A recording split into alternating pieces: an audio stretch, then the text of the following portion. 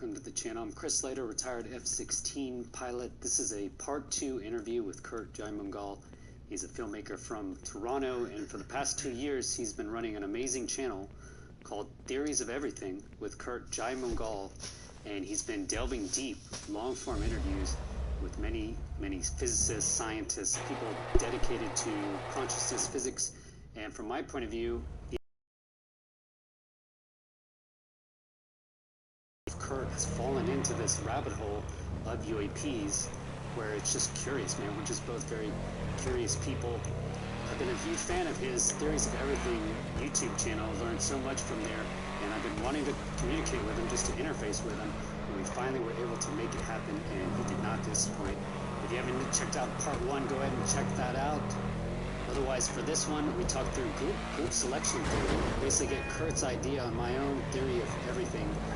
He brings out some other great points I didn't know about quantum mechanics, theoretical physics in general. I learned a ton from this. And then finally at the end, he talks through some issues with being a YouTuber, the pressure. We talk about the stress of it and his own mental issues that he's had to deal with.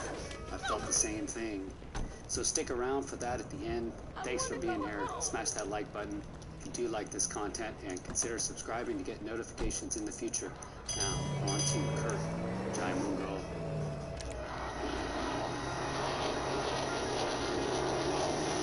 Chris Lehto, welcome to Lehto Files.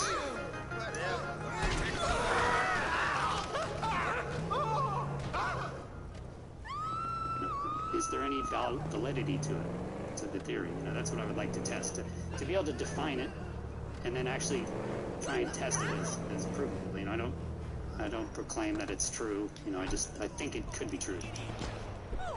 Have you heard of group selection? Is that like herd theory for genetic evolution? Or? I don't know what group theory is. So maybe. Yeah. What's group selection? So group selection is the same. So Richard Dawkins would say that there's the selfish gene, and that it's individual selection, so it's me against you, but then there's the group, which is that we're part of, well, you're Portugal, so then you can think of it in terms of countries, so different countries, so groups of people, other groups, these dynamics, that give us selective pressure,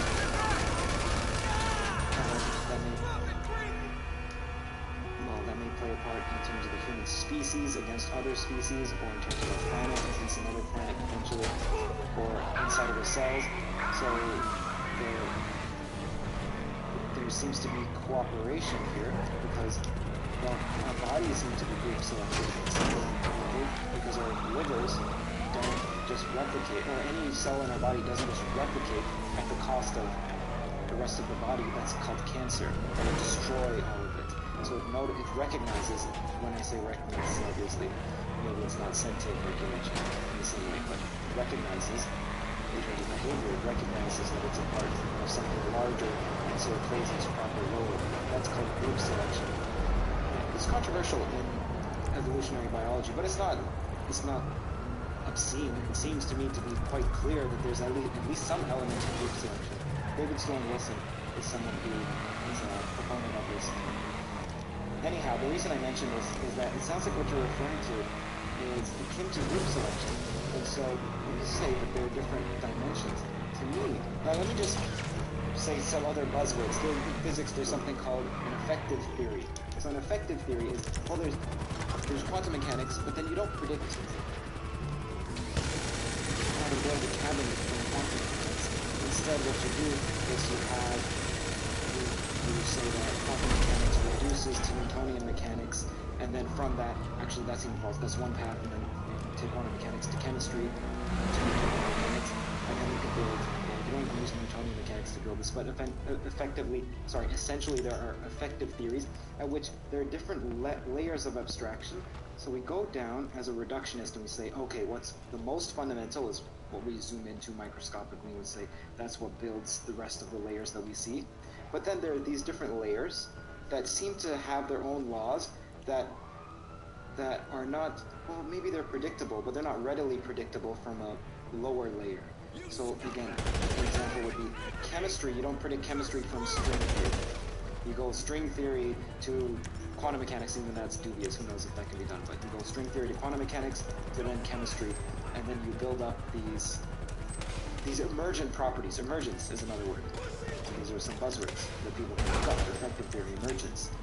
Okay, sounds like what you're saying is that there are different levels, like the galactic level, the nation level, the interpersonal level, the financial level, then the cellular level, and then the atomic level, and so on. They have their own structure to them. They have their own laws. Maybe the laws are predictable, going one layer up to one layer up, but we don't even need to go down that route. We can just say they seem to operate on their own laws, and that's what you're calling a different dimension when you go from one to the next. Is that correct? Or? Yeah, you hit it right on, basically, yeah. Okay. Alright, just wondering if we're... Yeah, excellent. Okay. Yeah, that's it, group theory, group selection. I'm a huge Richard Dawkins fan. And I was kind of disappointed to see that he doesn't believe in it, it seems like. He's like you mentioned, not like this David Sloan. Dawkins seemed to think that it's just based on the selfish gene. It stops there. It doesn't go on to much past phenotypes. But that is exactly, he hit it right on. And the idea is that, if you can look back through history, I kind of imagine like the first tribes of humans, if you imagine a microbe. Just a single cell, basic, just one family of humans. If you imagine little humans going out and gaining resources from the environment, and then you just fast forward, right, as civilization, the organisms, like you say, grow, keep growing. Now we have giant nation states over the whole earth, made of many organelles. If you look at like Walmart is never going to die, right, on its own. Somebody would have to kill Walmart, But you're not going to kill it, right? Because a lot of people are wanting to keep Walmart alive at all costs. So that's the idea, is that everything we see around us is life. We dictate nature as something separate from ourselves. But I guess I've always just looked at it as a part of it. The size dimension is exactly like you said. And then the final point would be, it is based on size. And then if we can go down to, if we're based off consciousness or something like that, then essentially it's all frequencies. Like you can imagine size is some way, it's also frequency. So now, could it just be frequencies of relation? And that is what we see as, we perceive it as different size dimensions. So that's kind of the general idea.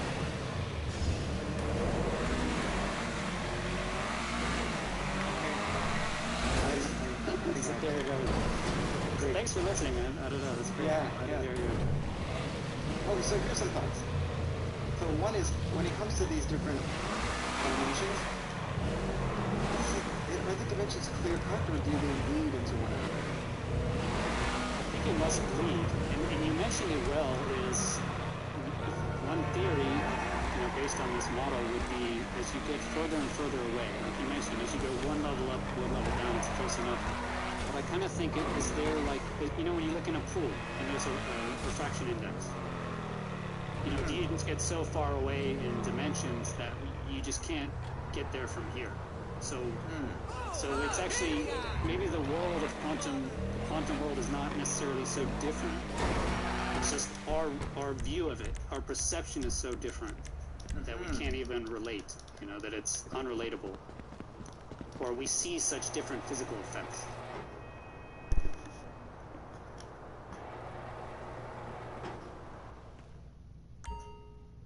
Yeah, I do think that much of the mystery with quantum mechanics, I would say that it's, I don't want to say overplayed, but perhaps overemphasized, maybe overplayed, and then tied to consciousness, because there is, I don't like the more Neil deGrasse Tyson's and Michael Shermer's, who would say, well, look, mystery is quantum mechanics, the mystery is consciousness, therefore they're connected. Yeah, that's a fool's errand. Yeah, that's a straw man of theirs. There is some correctness to that. And the reason why I say that is, imagine if there are some banal theories of quantum mechanics that don't have any of these strange properties to them. Now let's imagine they turn out to be correct. Let's imagine that just like the photoelectric effect, which seemed, who the heck knows what's going on here at the time. Even though it only lasted a few years, but whatever. Imagine it lasted 200 years, and people started tying consciousness to that. And then the photoelectric effect was, oh, well, actually they're photons. Like, it's just as simple as there are photons. Then do you discard all of your notions of consciousness? Probably not. Probably they would be like, well, consciousness must be explained to some other way. Okay, well, perhaps you don't want to tie it so closely to quantum mechanics, because if quantum mechanics turns out to have some insipid interpretation or some pedestrian interpretation, then are you, well,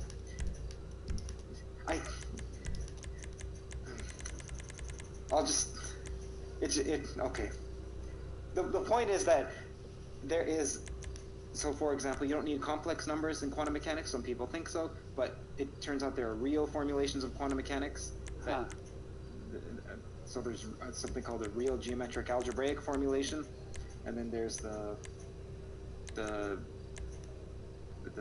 Hilbert-Schmidt construction instead of the standard. And again, these are just buzzwords for. They sound like buzzwords because no one, unless someone who's interested and wants to look it up, then they can look up. I can give some more detail. The point is that there are other formulations of quantum mechanics that aren't so mysterious. So for example, classical mechanics is based on something called symplectic geometry, quote unquote symplectic geometry. It turns out you can formulate quantum mechanics symplectically as a geometric theory. And there's a paper that I have. Actually, I was reading it, or starting to read it. Yeah, I sent you a question on that because you mentioned your paths while you're looking that up. You mentioned the Newtonian physics, basically, and then you can branch off of that with quantum mechanics, and you can branch off of classical theories. And I saw that, and again, I wanted to ask you, and it sounds like it wasn't correct, but that the idea was that imaginary numbers useful for math, right? Cosine and sine, you can do shortcuts. That it was the only way to describe quantum mechanics. That essentially the argument is quantum mechanics doesn't work unless imaginary numbers can be used, unless you can use the square root of -1. But it sounds like that's not correct. No, okay, that's not correct. Okay. It turns out that it makes certain aspects extremely simple if one uses imaginary numbers. But then there are other constructions. Okay. So, again, I don't want to just, I don't know how to explain this without being pedantic mathematically, in which case I'll have to then say some terms which are extremely unfamiliar, but many people are interested, so if you like, I could go into it, but then it would just be almost like gibberish. How long does it take? Okay. What's wrong with her now? So let's No, I mean, I trust if you say it you don't need, the square root of -1, then I believe you for quantum. Yeah, and so if you, saw that it was required. Get rid of the complex numbers, it turns out there's still something called the complex structure that lurks underneath. So there's a mathematical definition what's called an almost complex structure, and then you get a complex structure. So that still lurks underneath, at least in the Hilbert-Schmidt construction. But then there's geometric algebra, which I haven't looked into, but apparently there's a geometric algebraic approach which makes the complex numbers look like a crutch, and that is much simpler if one looks at it from a real geometric algebraic construction. I don't know it. I need to look it up. But anyway, so you have a... Okay, yes. Go ahead, no, sorry. Okay, so what's generally done for people who are interested is that you have a space of observables. Okay, and then you take that space of observables and you turn it into what's called a C-star algebra. And then you represent it with linear operators on a complex Hilbert space. That, I think, is called the Naimark-Gelfand construction. That's one way, and then you get the states are complex wave functions or density operators. But then the other way is to take the space of observables and keep them as real and give them a certain structure called the Jordan algebraic structure or Lie-Jordan algebraic structure. And that's called the Hilbert-Schmidt construction that I keep referencing. Okay, and that needs no complex numbers at all. No. Okay. So the reason why you'll see that people who are the popularizers of science, they like to keep certain aspects of physics at a mystical or mystifying, esoteric level. And I don't.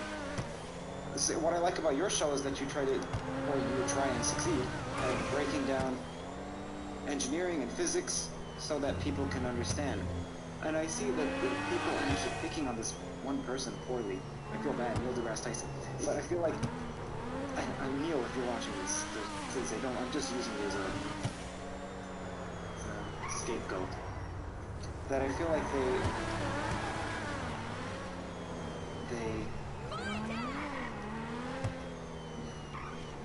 they just want to be mind-blowing and evoke awe and show that the world of physics is inscrutable and it makes no sense. And one of the hidden reasons, I think the unconscious reason, is because then you look at them and you think, wow, you study what's so abstruse. Well, you must be extremely intelligent. So I think it's that smart people were only rewarded for their intelligence and astuteness, and generally not because they're physically strong, and so later on in life that's all they know for status, and so they try to keep that.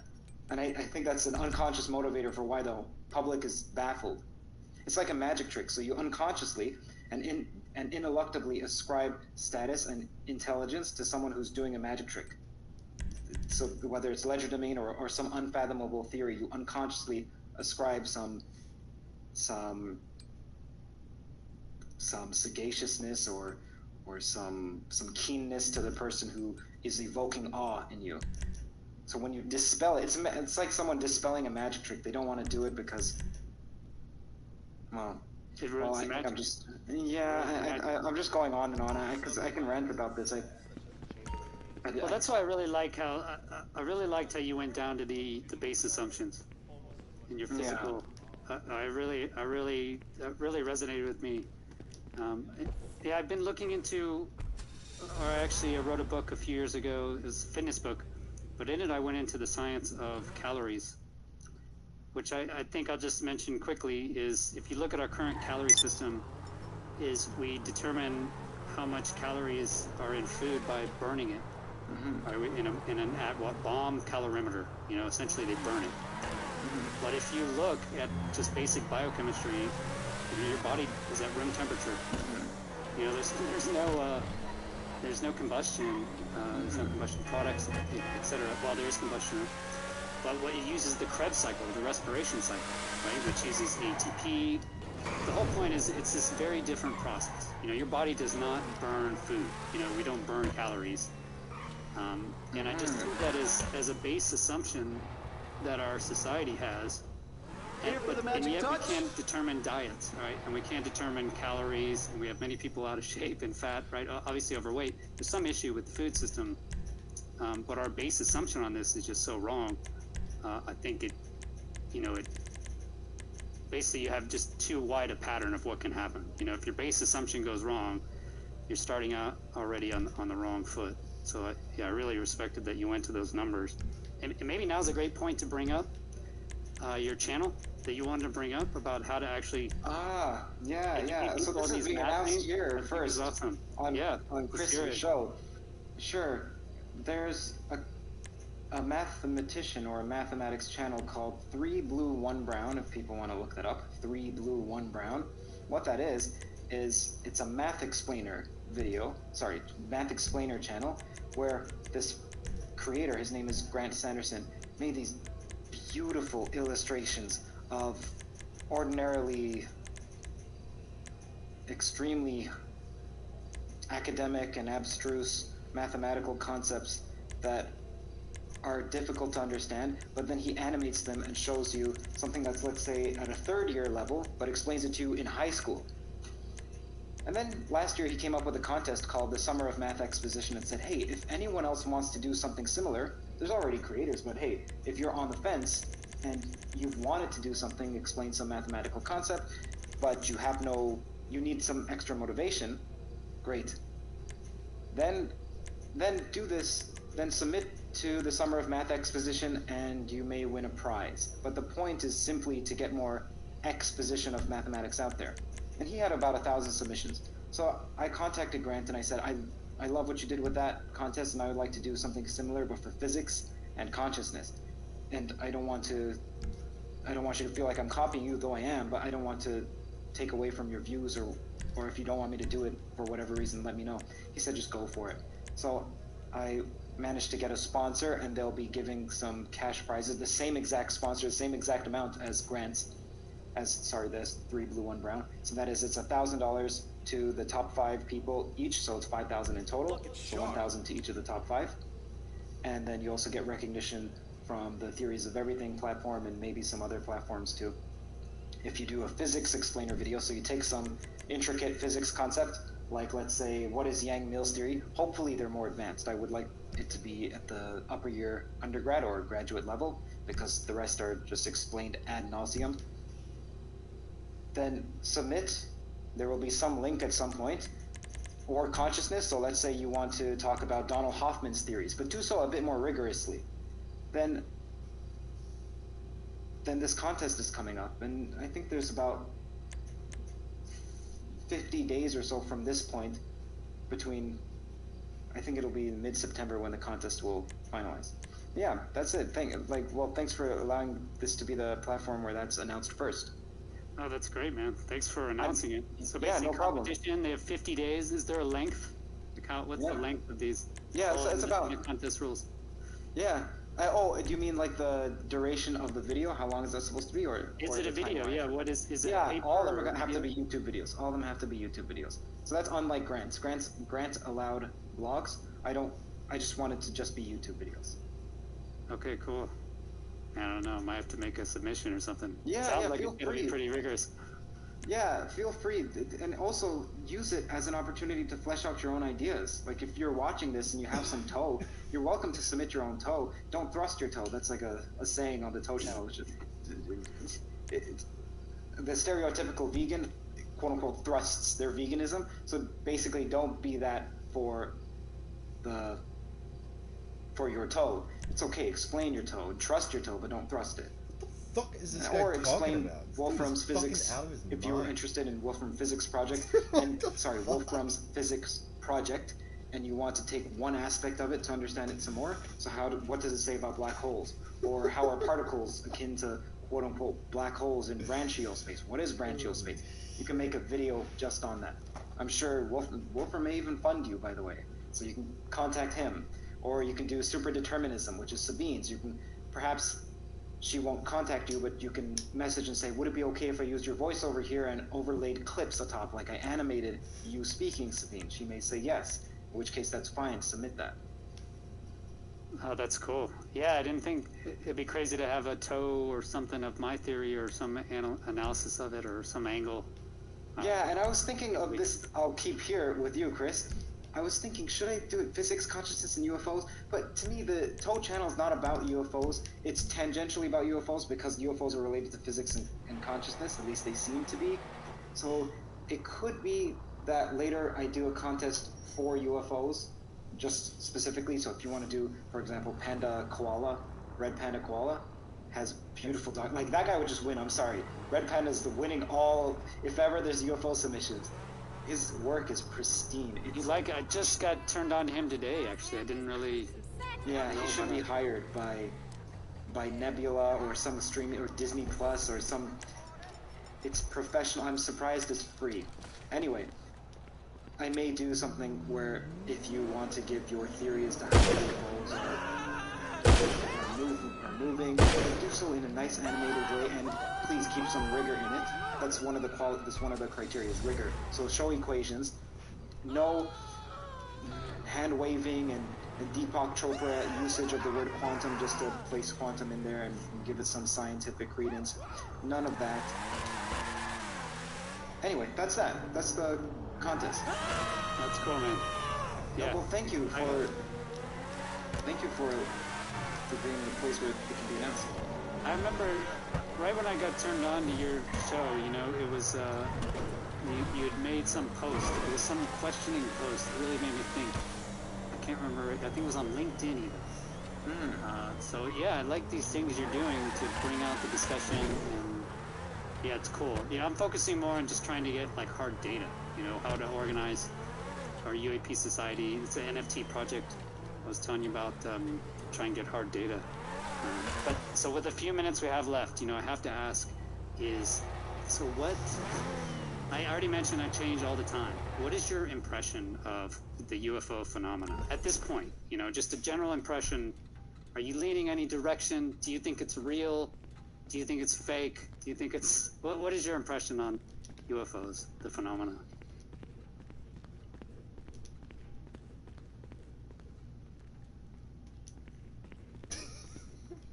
I don't know. I think that it's real in the sense that there's something to it that isn't simply bokeh or isn't simply a lens flare. And also, I was speaking to Mick. This is nothing against Mick, by the way. I know many people have extreme opinions of him, and I feel bad. But anyway, Mick said that his analysis of the gimbal video, or I mixed them up. There's two. There's what? You have the gimbal, the Go Fast. Okay, the Sphere 1 is the old one from the Nimitz. The one that looks akin to what you have where it says metal files. That's gimbal. Yeah, that's the gimbal. Okay. The glare, So he said that that's a glare. And to me, that doesn't matter if it's a glare. To me, what matters is what's behind the glare. I assume that what I'm seeing is not the actual shape of the craft. So he said, yeah, I'm not speculating as to what's behind the glare or what's precipitating it. I'm just saying that what's being shown is a glare. I'm like, okay, cool. Like, people are calling that a debunking. I don't consider that a debunking. At least, well, I don't. So I think that there's something there. As for what it is, I don't know. Is it the projection? Like a hologram? I don't think it's a hologram. I think there's something that you can knock on, personally. Is it something from the government? I don't know.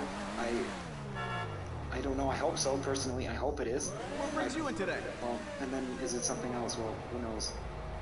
Who knows? I imagine in 50 years we'll know. I imagine within 50 years we'll know. I don't think they're all hoaxes. You think it's knowable? I think the phenomena is a noble thing. Well, as noble as anything else. So as noble as knowing that there are leopards.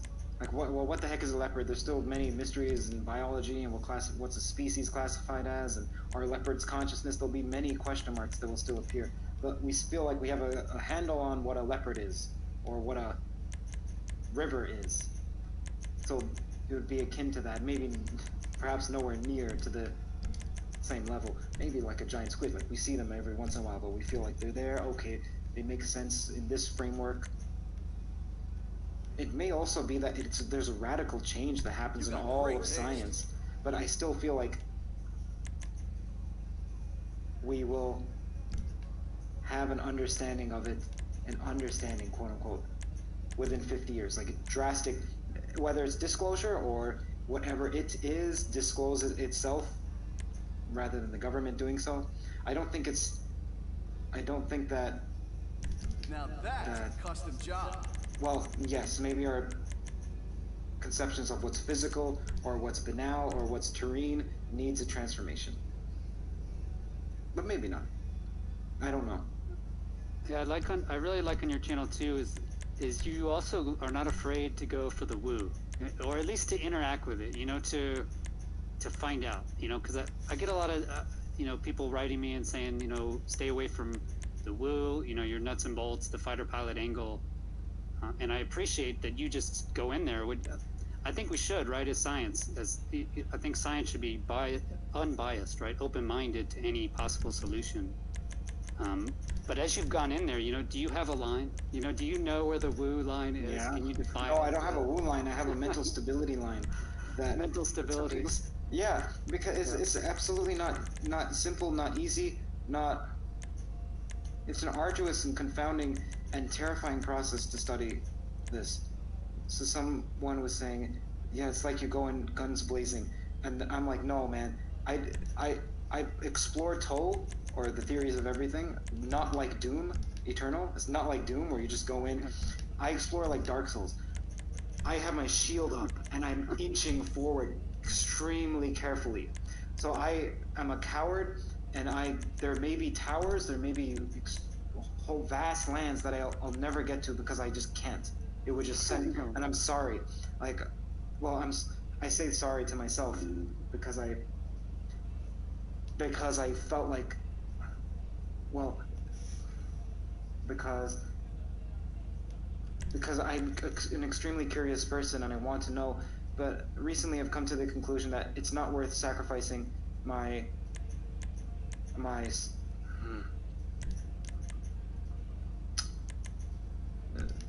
sanity. Yeah, my sanity, my wife, my relationship with society. It's not worth it. I also have a feeling that there's something about truth, capital T truth, not just facts, scientific facts, but some capital T truth. Okay, then the question is, well, what's the difference between those? We can get into that. I also have a feeling that capital T truth is in alignment with what's good and what's loving and also a societal good. So then you would say, well, then someone, not necessarily you, but then someone would say, well, isn't there that statement that there's nothing healthy about functioning properly in a sick society? No, I think that statement's false. I think that there are some of these heroes like Nietzsche and Cantor who went mad from studying, and I can feel some of that. If I'm being honest, I can feel some of that, and I don't think there's anything romantic about that. I think that that's something that was a defect of theirs, and we shouldn't venerate them. I think that there's something about, I don't know, some people say, well, the story of Jesus is the story of a man in a corrupt society.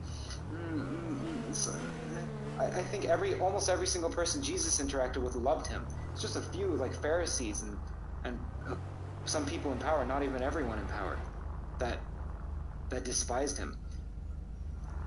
But I think there's something about capital T truth that What can the best mechanic in LS do for you? And so if I feel like what I'm studying is provoking extreme anxiety in me, then I'm viewing it incorrectly. So I also believe that.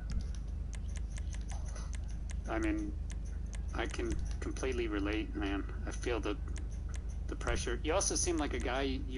I think you have a very high level of detail. Like you're not going to deliver a subpar product.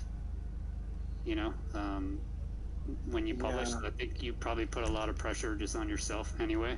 And there's also the pressure coming from outside, all the people that, and from supporters, right? I find I get, you know, the haters, at least you know where it's coming from, but I also feel pressure from supporters to not let them down either, you know, so I also get this, and then you're kind of alone, man. It's kind of like based on your subscriber count, basically, is what I found, you know, is that like, you can, people at your level and below, you know, you can kind of relate to and talk to, but then the higher levels, like this other level, I don't know, it's very isolating. So no, man, I think it's a long-term game, like a marathon, whatever's sustainable. Yeah, so you're doing a great job. I think you're kicking tons of ass. Thank you.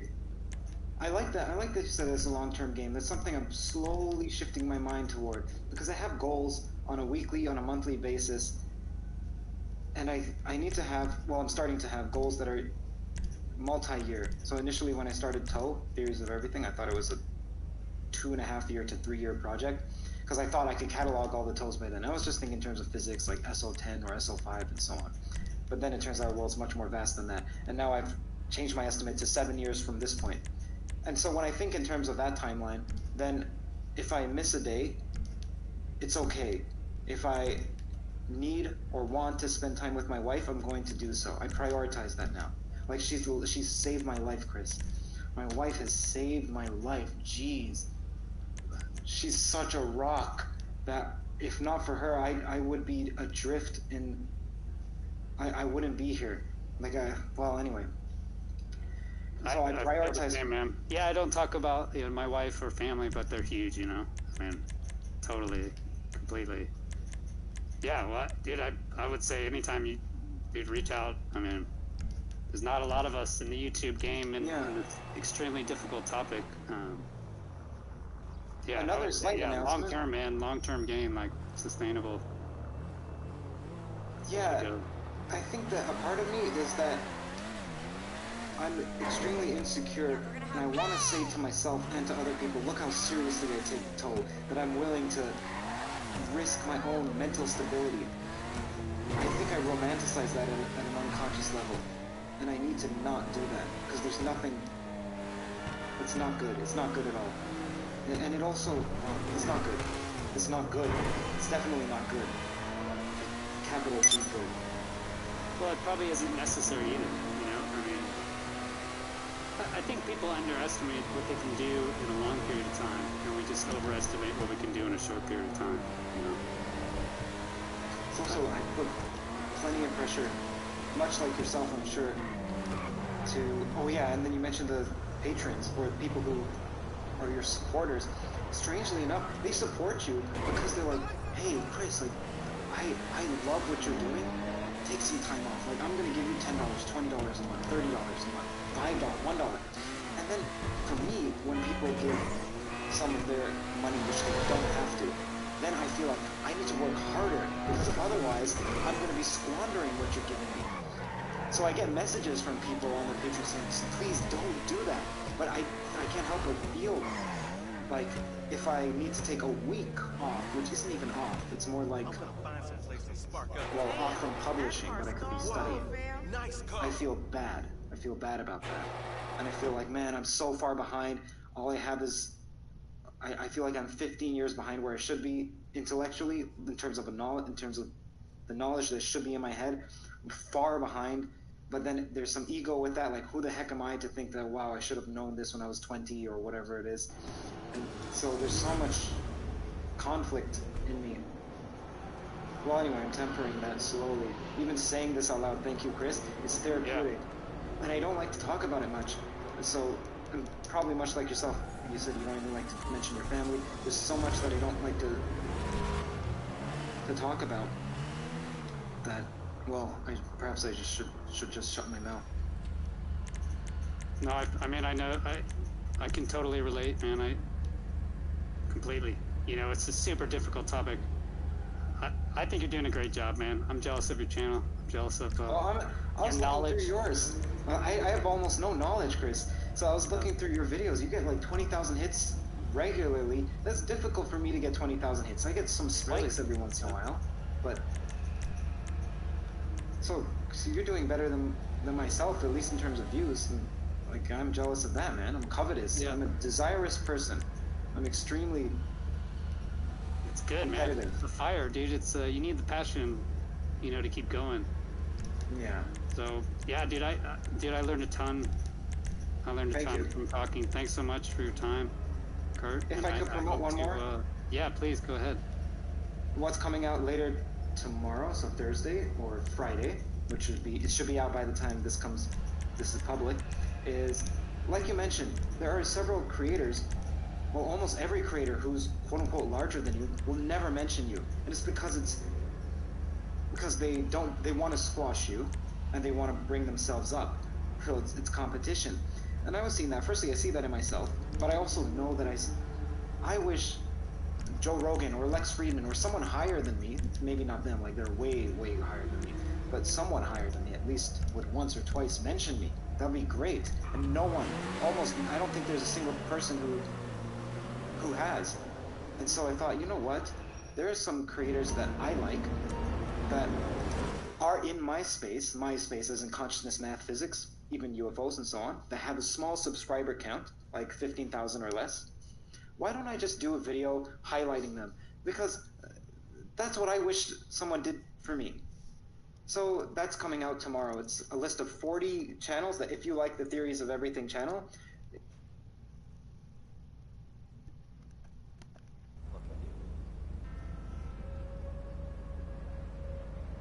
I suppose so. Try and write it out. Yeah, well, that's just...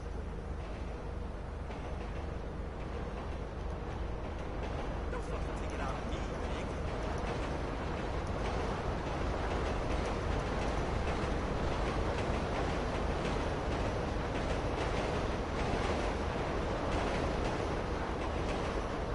I've got a problem that I'm pretty sure you can help me with.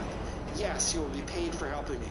Actually paid really, really well. He was a seaman at the time, right out of boot camp when he boarded the ship. This photo was taken around that time period. As of this recording, the exact date of the sighting is still a mystery, most likely 2004. If you'd like to find out more about this case, check out my article on medium.com. Links are in the description. I can always be contacted at anon@thenimitzEncounters.com or on Twitter. Don't forget to like this video and subscribe for updates to this case. More interviews to come.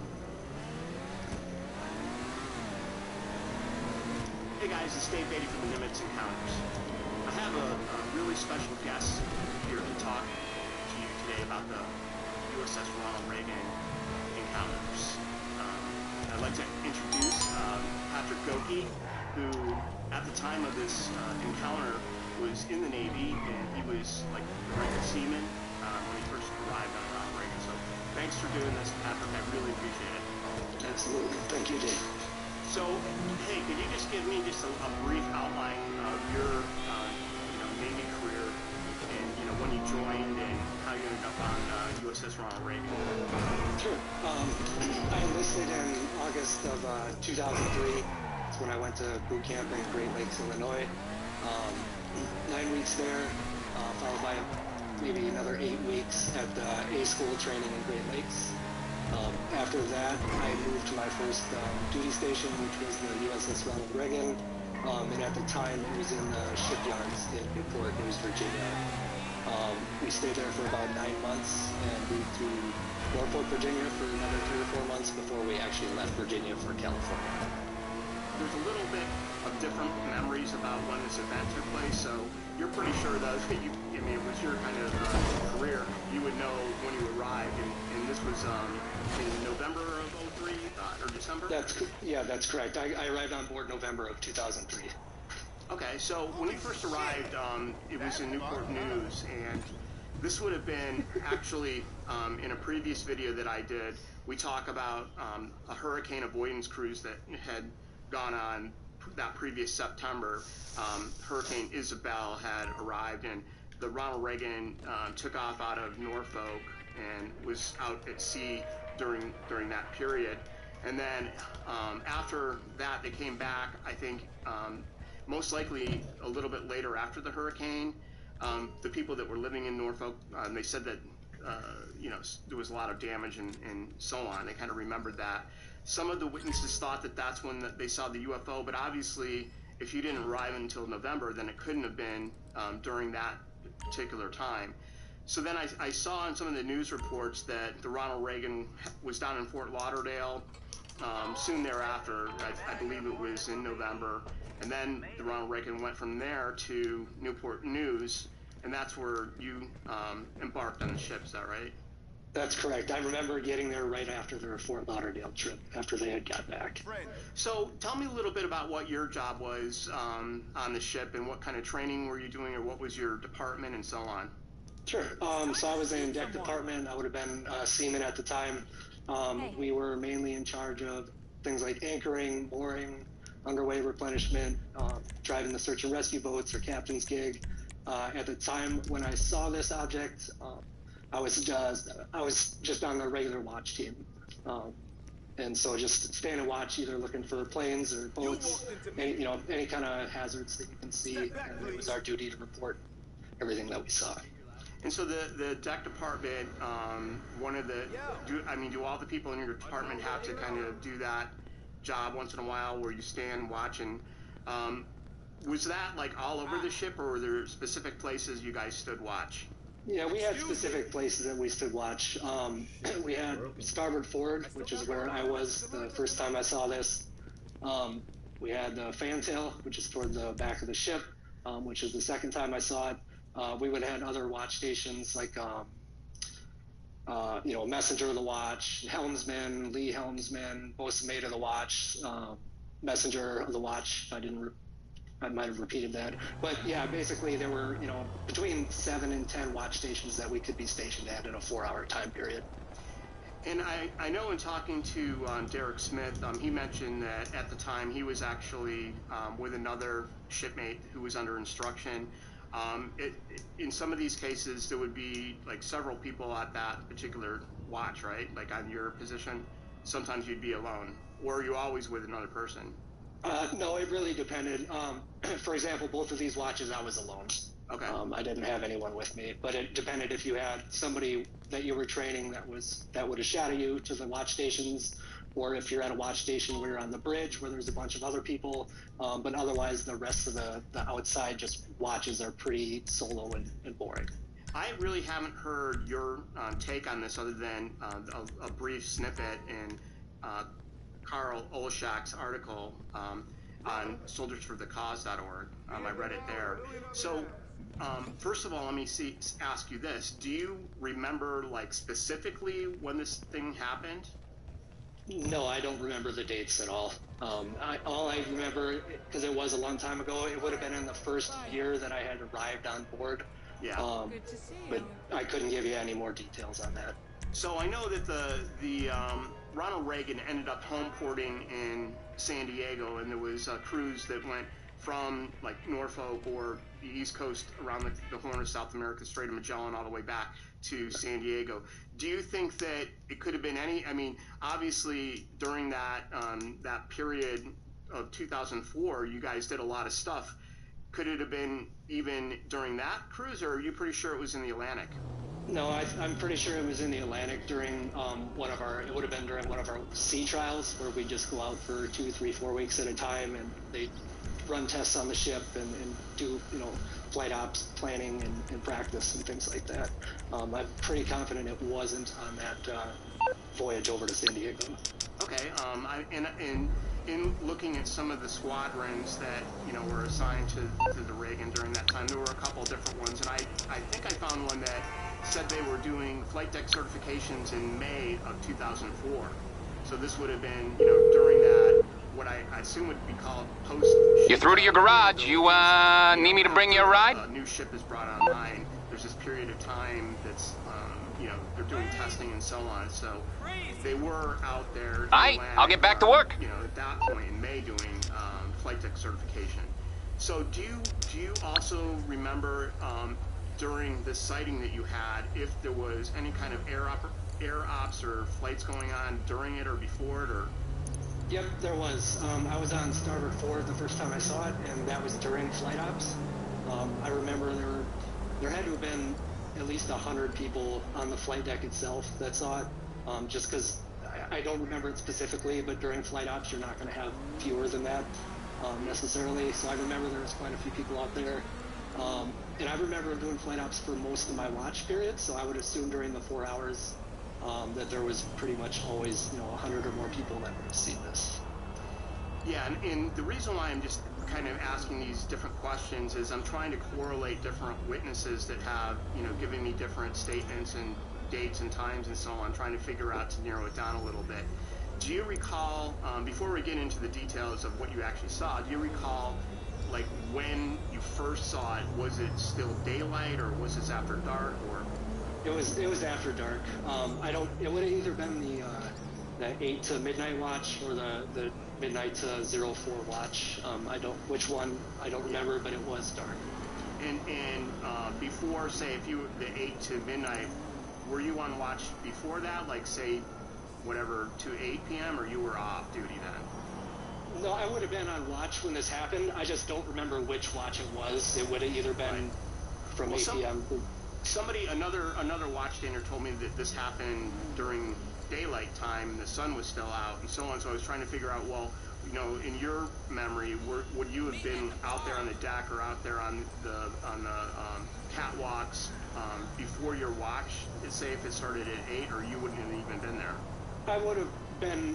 Yeah, I would have been on the weather decks throughout the day. That's where we generally worked. But I didn't see anything, and I don't remember anything happening during the day. Okay, well, if you could just give me a play-by-play, maybe in your best recollection of what actually happened during this watch, and obviously tell that story. Absolutely. So the first thing I remember was standing on starboard forward watch. That's basically we're looking out for any boats or planes, anything that we can tell the rest of the crew about that we got to look out for. So it was very important to call out everything that we see. Even if you think it doesn't make a difference, it's just something floating in the water, you still call it out because you don't know what it is. So first, I was kind of, it almost felt like the sun was rising a little bit. I just saw this orange, bright orange ball. It was wavy, but somehow still solid, like a plasma almost. And it just appeared over the flight deck, maybe 200 feet off the flight deck. It sat there for about 30 seconds. I remember calling it in. I don't know what my exact wording was. Everybody on the bridge would have been able to see it. But it was this floating orange ball, and it sat there for 30 seconds. It didn't seem to move, but we were moving during flight ups, and it seemed to stay with us, but without any movement that you could discern. After that, it just did 3 half circles, just 1, 2, 3, and it was gone. I mean, just in the blink of an eye, it was gone. And so that was pretty weird, and, reported it. Other people had reported it. Maybe half hour, an hour later, I rotated watch stations, and I was on the fantail by myself. And the same thing, it came back by us on the fantail, and it hovered, maybe 100 or 200 feet in the air, in the same, maybe the same distance behind it. Did 3 half circles, and it took off. And that was the 2 times that I saw it. So then we rotated watch again, and I was on the bridge. I don't remember if I was the helmsman or lee helmsman or messenger of the watch. It would have been those 3 watch stations stand right next to the bosun mate of the watch, where a lot of the action happens up there with our department. And I remember an officer, this was towards the end of our watch, when the news had kind of spread about what everybody was seeing, and people were kind of weirded out. And I remember one of the officers on the deck ordering someone to take the pages out of the deck logbook, which for me was the most surprising thing, because I was always told in the Navy that whatever you write in that logbook is a legal record, and you can't, destroy it, rip it out, anything like that. So that was actually the most surprising thing, even more so than seeing this object, just because it was out of the norm. And did you see it after that point? No, that was the last time I saw it. So, when you first saw it, you said it sort of appeared. Was it because you kind of became aware of its presence, or did you actually see it arrive? I didn't see it arrive. I would have if it was going if it was going slower, or even like how a plane would fly by. You can kind of see them, and you see the glide and stuff. This was not like that. It was like it was not there, and then it was just. I don't remember the instant that it appeared. I just remember I saw it. And when you were on starboard forward looking at it, do you remember were you looking up from that position? And is there any sense of the scale of how big this was? I don't know. I was looking up a little bit. Starboard forward is pretty high up there, so I didn't have to look up too high. I'm not looking straight up at noon at the sky, but I did have to look up a little bit. Obviously, a light in the skies, it could be, very close and small, or far away and big. It's hard to say. I don't know if you had any sense of perspective or how big this thing was. It seemed big, but I because of it was just on the background of the ocean and the sky, I couldn't really provide more context for it. But it was a much bigger aircraft or object that I've seen in the sky close up at any point. One of the investigative techniques that we used to do as field investigators would say, well, if you held a quarter up in front of you at arm's length, was it that big, or was it the size of a baseball, or how would you say, like, if you held your hand out in front of you, how big to your eyes was it? Sure.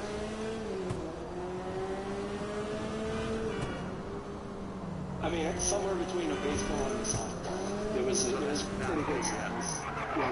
And then when you were first observing it, you said that it was an orange color, almost like a plasma. So describe the surface. Did you see detail on the surface, or what did that look like? It looked like the sun was just close up to me, but without all the brightness around it. The object that I can see on your screen on your monitor right there is what it looks like to me. It was just like a ball of plasma. I remember it being wavy, like makes sense. Like, I guess I would call this an artistic, you know, rendition of this. Sure. See if I can play this real quick. You know, surface captures kind of. This is more oval shaped. Do you recall if this was similar to what you saw when you were around?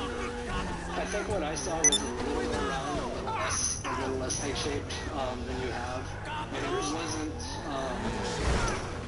the edges weren't as crisp as you had. It kind of seemed like almost a very, that one was a little bit. This is more spherical, obviously, Yeah. and then the edges wouldn't be as defined or fuzzy edges, you would say. Yep, that's correct. And you didn't see as much movement around the whole area as you see it, but you could still see like waves, like something, you know, whether it was a field around it, you could see something was moving, but what it was, I just couldn't tell you. Right. So, getting back to the shape of the object, you know, you thought that it might kind of resemble maybe the close-up of the sun or something like that, a little bit more round than some of the recreations that I created. A couple of the other witnesses said that as well. Some said there was oval shaped or like a sideways oval. But again, that's all perception. It's been 20 years ago, so it's Right, and we're seeing these from different angles at much different heights and things too. Yeah, and when you were there, how many people do you think were looking at this thing? If you just had to guesstimate on the flight deck and all of the people, the watchstanders.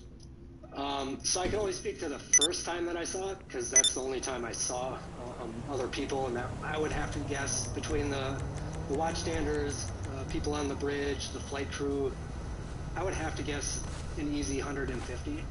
And then kind of depending on how the rotations go. When I was on the fantail, you don't see anybody anywhere, so I don't know how many people were on the flight deck at that time. So, but I would guess at least another 30 watchstanders.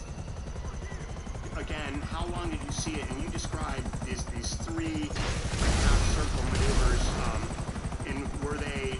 I mean, it's hard to determine the size of the objects to say how big these maneuvers were. But were they rapid? And then did it describe that movement? How fast was it, and so on? Yeah, it was the half circles that it did were much slower than when it kind of took off. So it would have been like it did 1, 2, 3, and then it just shot up. And so it did the same. It did. Like it went down. Letter U's. Yep, it went down, up, down, up, down, up, and then it took off. And it did that 4 times that I saw it. And then, as it took off, like how long before you lost the picture of that? Less than a second. It was gone before you could delete it. And did it go straight up or off to the horizon? Or? No, it went off almost like so. If this is the bow of the boat here, and like I saw it here, if that makes sense, it went this way. So maybe a 45-degree angle off the bow. Right. So then, moving on from that, you rotated to. Did you go from that position to the fantail, or was there another position after that? There could have been another position in there, but because I didn't see anything, I don't really remember it. So all I remember was my fantail watch was after the starboard watch. It would have been either 1 or 2 hours afterwards. So let's describe that particular sighting. What happened there? Yeah, so it's kind of the same thing. I remember back there, it's always really dark on the fantail. So it seemed, I noticed it right away when it got a little bright back there. Like, any kind of light, when you're in the middle of nowhere, you're going to notice. And it was one of those things that just appeared kind of like it did before. I didn't see it, fly in at an angle or anything. It just kind of appeared, and it sat there and followed us for 30 seconds, 45 seconds. It did those 3 half circles again, and then it took off. And that was the only other time that I saw it. And you're pretty sure that this was the same object or something that looked almost the same, right? Yes, I am. And I know that there was maybe some miscommunication with Carl. He said that his perception was you saw more than one object on the fantail, but I think that what he was, misinterpreting was that you saw one object 2 different times, right? Yes, that's correct. I saw one object 2 different times. Yeah. I didn't ever see 2 objects together at one time. No. During both of these 2 sightings that night, did you look at the object through binoculars or any type of optical? Not that I remember. Nope. Yeah. And while you were there, you said that you report this. Who do you tend to report contacts like this to? Who is it on the ship? So you'll report it to... I'm on the clock. operations What you want? Some department. wheels? It's another set of watchstanders that they watch the things like radar and all those kind of things that I don't have a lot of insight into. But it's basically another watch team that kind of records what all the lookouts sees and plots them on their systems, so that way we can kind of go back and forth and make sure nothing's getting missed. Did they indicate that they actually were seeing, or they don't tell you that, like when you're reporting it, they're not saying that they're actually seeing it on their radar or something like that? You know? I don't remember if they said it or not. They sometimes... I'll get back to it then. Sometimes you'll know these people pretty well because you stay and watch with them pretty often, so they'll say, oh, yep, we got that here too, you're fine. At this time, I don't remember what their response was. So I do remember them saying that, we see it too, or other people see it too, something along those lines. So, going back to the starboard forward, do you recall if there were air operations going on, and maybe what time you thought that this was probably sometime between 8 and midnight, and were they actually launching planes at the same time, or? Yeah, they were launching planes at the same time.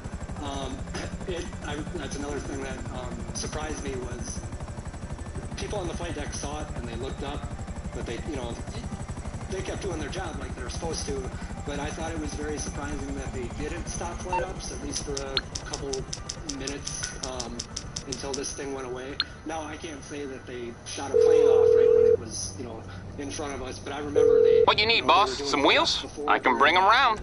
So it definitely wasn't much of a break in there. I'll get there as soon as I can. You were in the Navy doing lots of different missions and at sea and so on. If something like this happened, was it surprising to you that they didn't call general quarters or issue some type of alert? I'm not exactly sure what would happen if an object appeared over the flight deck of an active aircraft carrier. It seems like it would be concerning to the officers. Did they react at all? Did you hear any kind of alarm or anything like that? No, no, they didn't call general quarters or anything. I would have expected them to do something, but they didn't, and I think that was very surprising. I can't really speak to why they didn't do anything, but I was surprised that they did not. And was there any conversation when you got to the bridge touch? to your rotation for helm or lee helm? Did you hear anybody else at that time talking about this, or? No, not really. The next thing I remember when I was on the bridge was that just to take the pages out of the logbook on the deck log. But yeah, I think on the bridge isn't a place you chit-chat or anything. You're up there with all the high-up officers and senior enlisted personnel, so you're not making small chat or anything like that. And then, after your watch was done and you were, back in your area, were other people that were with you then talking about this, kind of confirming that, hey man, what was that? Or they saw it too? Did you hear anyone else say that? Yeah, I remember other people on my watch team saying it when we were leaving, like, oh, that was, crazy what we saw. But nobody knew what it was, and because the ship didn't make a big deal out of it, and, we got to go back to work at 6 o'clock the next morning, we just kind of let it go and went on our day. It was just one of those things that was kind of unexplainable, and that's where it was left. One sailor said he was on the bridge and he was in a position of authority on the bridge, and that he was going to write this into what he called his green book, the log. You may know what I'm talking about, and that his chief told him to rip that out.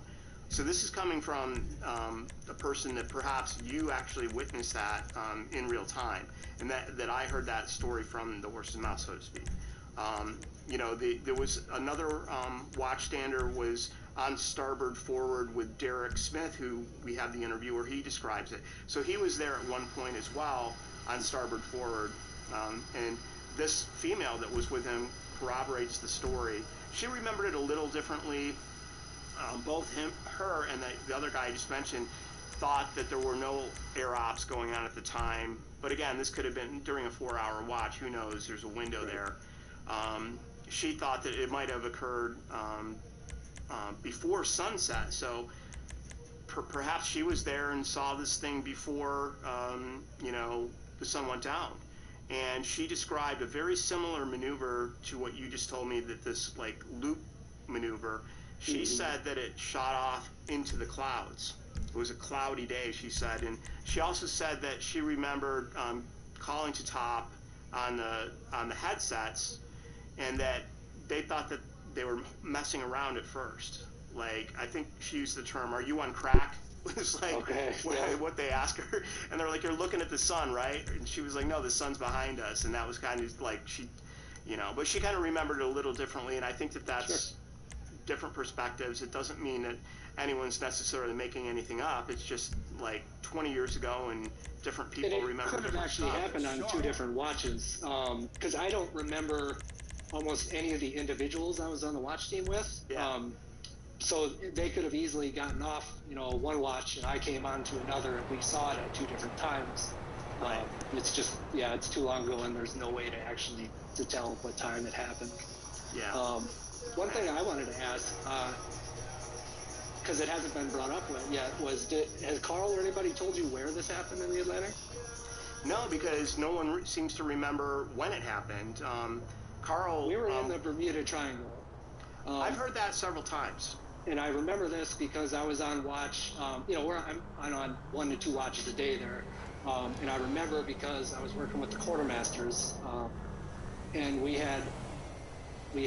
had asked one of them, what's going on with all the equipment, because things were going in and out. And they said, "Oh, well, where we're at." And I said, "We're in the Bermuda Triangle. This happens all the time." And it did, because we went through the Bermuda Triangle several times over the course of 4 or 6 months, just for different training things. And every time we'd go through there, weird stuff with the electronics would happen. And I remember that we were in the triangle when I saw this object. So you put 2 and 2 together just because when you were on the bridge, or you were talking about, somebody mentioned that we're in the Bermuda Triangle, because you might not necessarily know. Right, they don't ever tell you really where you're at. The only reason I had known is because I knew the quartermasters on the bridge and just asked kind of where we were, and that was their answer. I know that you were perhaps in May out to sea. Is there any way you can figure out like a timeline between December and May, and when you guys then took off to go to the home port in San Diego? It must have been between that period, right? Yeah, it would have had to be between that period. I can go back through emails and stuff. I even kept an old journal. We'll see if I can find it that maybe has more specific dates for you. If there was like any kind of destroyer escort, or the destroyer squadrons that were assigned to the ship at that time, and it's my understanding that there may have been some other support ships that were there during those at-sea things. Do you recall that at all, if there were other ships? I can't say specifically to that time, but we were never alone when we went out there. There was always some ships, even if we couldn't see them. They were, within distance that they could react if anything happened. That was always my understanding. So right now I'm just going to show you a 3D graphic I have of the, hold on a sec. I'm just going to show you a 3D graphic I have of the Ronald Reagan. All right, so this is a 3D model of the USS Ronald Reagan CVN 76 here, and let's talk about the starboard forward. So we're looking at the island here in the middle, right? Correct. And then when I can rotate this around, so looking at the carrier, on the right side is the starboard, and then the left is the port, right? Yes. So then if I come down to like the island here, zoom in here. So the top part up here is going to be the very top windows that you see is going to be the fly or the air department is up there at the top looking at the airplanes, and then the middle one is the main bridge, right? That's where the captain and the bosun's mate of the watch and the quartermaster of the watch are all inside that area, right?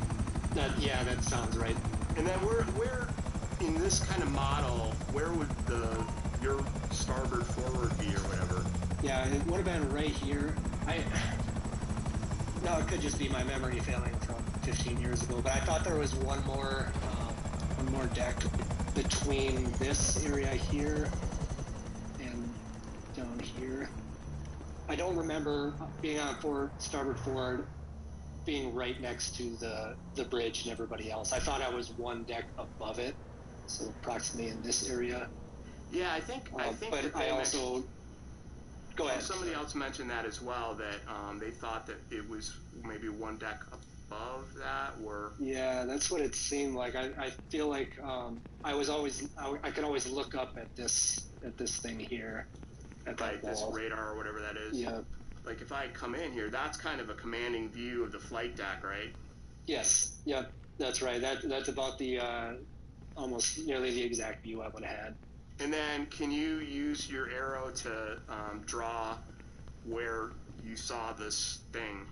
Sure. So from right here, which is kind of where I'm standing, this would have been pretty close to even the size of how it looked from where I was standing.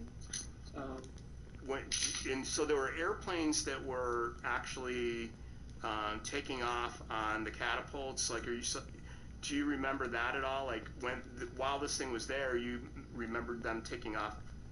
I remember a plane being right here at the catapult, but it didn't take off while the object was there. Yeah. And that thing is so front and center. Like, everybody that was on the bridge would have seen it, and all these airmen would have seen it. I remember looking down at the flight deck to see, like, are they going to stop flight ops? But they didn't. I remember people that were working on the flight deck looking up. Right. But yeah, that was it. So then, when you rotated to your next watch position, it would have been on the fantail, right? That's correct. So then, where, like, if your memory is of this space right there? Right there. That's where you stand on the fantail watch. Yep. Okay, so then I'll clear this and we'll spin around so you can maybe talk us into. I don't know if this is. It's kind there of. There we go. That's a good. That's a good. Like, Okay, so this is sort of like now you're on the fantail. You see the ocean extended out. Maybe you can annotate like how big it was, or. Yeah, sure. I would say this one was a little higher up than it was on the when I was on starboard forward and it was above the flight deck. Yeah. But this one on the fantail, it seemed like it was closer to the ship. Right. So it was bigger in perspective to your position. Correct. Wow. And then you saw it do the same U-shaped maneuvers as it took off, and it did like a diagonal as it took away, like not straight towards the horizon, but not straight up, right? Yeah, so it went kind of. It went down, up, down, over a little bit, up, down, over, up. And then it kind of just took off at an angle, and it was right where it took off.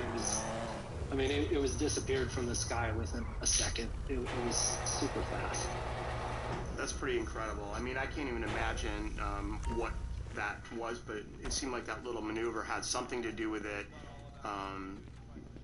taking off, right? Because it did that right before it both times. Mm-hmm. It must be somehow related. Did you come away in all these years changing your opinion about anything or any of this kind of UFO topic? Yeah, I mean, I'm someone I usually need to see something to believe it, and had I not seen that, I never would have believed that there were, I believe that there are objects in the sky that you have no idea what they were, but I've never seen them that close and up personal. So it definitely changed the way I look at things. Whether or not we can what we can believe from our government, what stuff the government might be hiding, whether it's just advanced technology or if it's the enemy's advanced You calling for some technology wheels? they don't want us I'm to know Johnny about, on the or whether spot. it is I'll hook you up. something from somewhere else. What it is, I can't tell you, but I saw what I saw, and it definitely opened my mind on possibilities. Well, I can tell you this, when you talk to 8 or 9 people independently and they all basically tell the same story, it's pretty convincing that you guys saw exactly what you say you saw, and almost everyone to a T described the same object, which I don't know anything in our inventory, especially out in I'll bring it by. the public domain, that looks like a kind of bald sun, like the sun, with swirling energy, and I don't know any. I've certainly never seen anything like that. All right, hey, Patrick, I really appreciate your service and coming on and talking about this story with me. Obviously, you're putting a lot out there to come out and talk about this publicly. So I just want to say thanks for this. Yeah, thank you very much, Steve. I'm glad you're bringing this to light, and I look forward to seeing what comes of it. All right, appreciate it. Numerous Ronald Reagan witnesses have come forward to corroborate this event. I will present these interviews here in the coming days. I'm sure more will follow. New videos can be added to my channel with new information, but I can't replace this video with an updated version. What brings you in So today? please check out the channel, subscribe, and look for updates on this case. If you or anyone you know has witnessed UFOs from military ships or planes, contact us at the email on your screen. You can remain anonymous.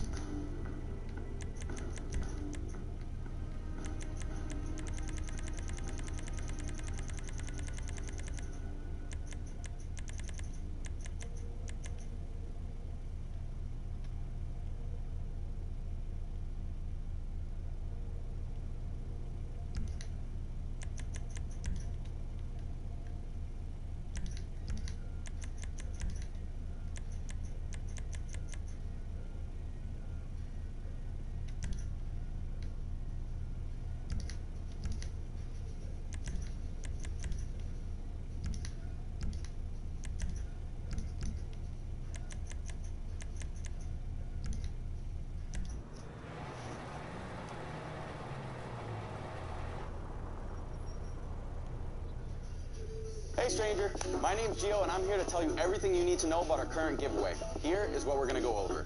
1. Scammers.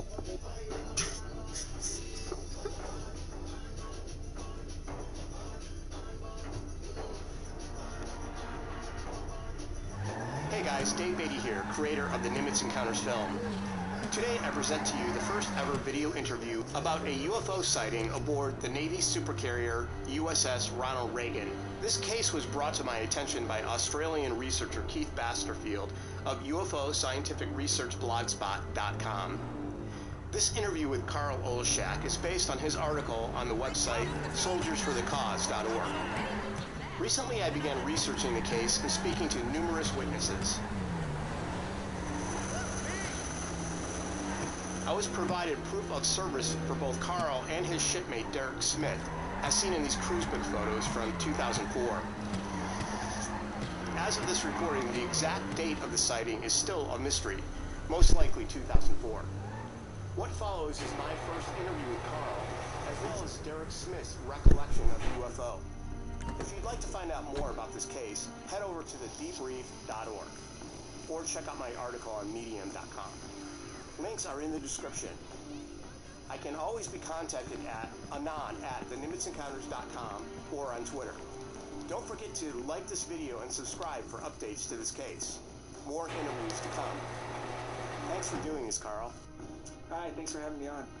My name is Carl Oleszak. I'm originally an immigrant from Wrocław, Poland, and I served in the military from 2002 to 2006, and then in the reserves from 2006 to 2010. Tell me, just describe briefly the rate of a quartermaster, and I don't think most people would. You need something, huh? One of your rides? Let me know. The Army has more to do with supply, and the Navy, the quartermaster trains in old school navigation, and I'll tell you, we're super afraid that DPS is just not going to work one of these days. So we're trained with signalmen, and we're trained on celestial navigation, as well as I'll bring it to you. Okay, I got stuff to do.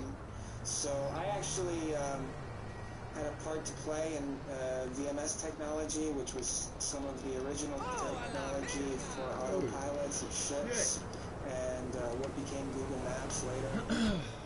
Outside of your training, was your first sort of at-sea or deployment, was that to the USS Ronald Reagan? And I know that you mentioned that you were a plank holder, and that's the term I learned was that you were one of the original sailors that boards a vessel out of the shipyard.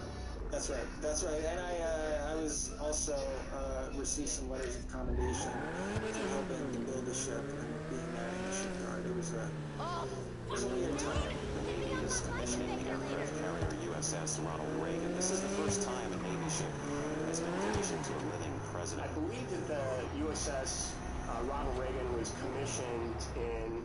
What can the best mechanic in LS do for you? Norfolk, so there was like a big ceremony, and so after that, because I started putting a timeline together, you know, after talking to you about the ship and what you recalled, it looked like right after that, in the same month, that the ship went out to sea with a test and evaluation squadron. And I know that I read that sometimes a carrier like that will go out and they'll like do air operations just to certify the flight deck. So it seemed, I don't know if that was at the exact time. It was like around the latter part of July that you guys went off the coast of Virginia and were actually doing air ops with this VX-23, the Salty Dogs. It was a period of time before the Navy had it that the ship was being tested and systems were being repaired and changed, and then the Navy has the vessel, and it's been a long time since 2003. Obviously, I can imagine trying to remember some of these events. It kind of runs together. And in other Navy vets that I talked to from the Nimitz in 2004, it's the same thing. It's like they kind of remember, but sometimes it's the sequence of events are.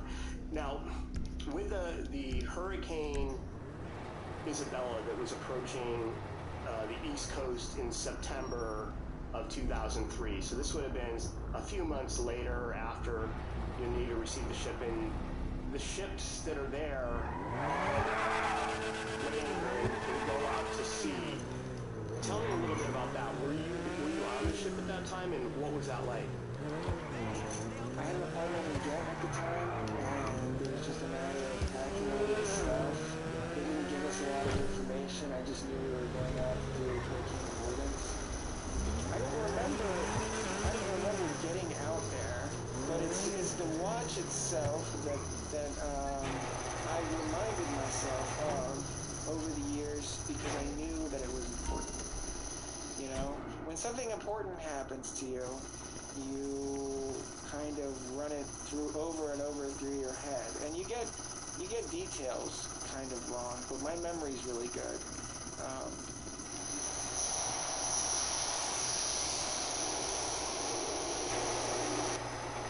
Let's I'm just going to let you give me this play-by-play and tell me what you remember of this event, and you know, just go through the whole thing, and then we'll go back and kind of. What I remember when I arrived on watch, the thing was already there, and when I say the thing, it's You're through to your garage. You, need me to bring you a ride? but not interfering with the plane's launching, as just sitting there, and we were going about 22 knots, and I don't remember the person that I relieved, and I've been trying to figure it out, who it was that I had relieved, but I yet to locate them.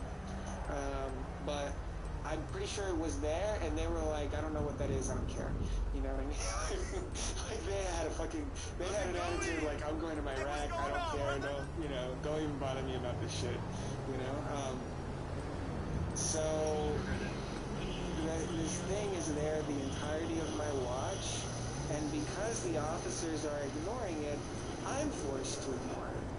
And I feel like it's like this weird, like Emperor's clothes kind of scenario, where the Emperor isn't wearing any clothes, but you have to pretend that he is. And I'm not It's coming at you. Aight, I'll get back to work. We hadn't even gone around the horn yet. And so I'm going with the officer of the deck. Like whatever the officer of the deck is thinking, I'm going to agree with it because I had been through boot camp, which is kind of brainwashing in a way. But this thing is floating there. The officer of the deck and the conning officer are kind of... There seems like there's this party going on around the captain's chair. Like, they're not worried about anything.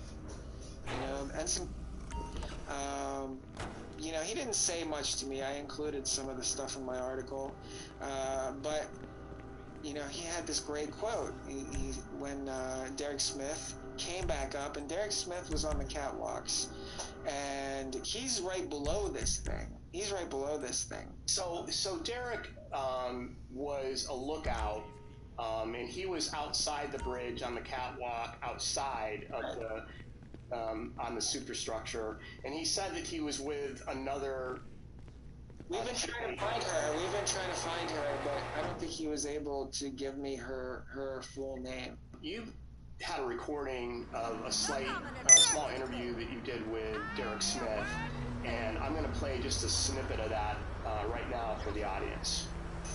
We were just bullshitting, talking, and I was explaining shit to her about lookout and stuff, and then we just started talking about what the hell, whatever, some random shit we were talking about, and then getting orange.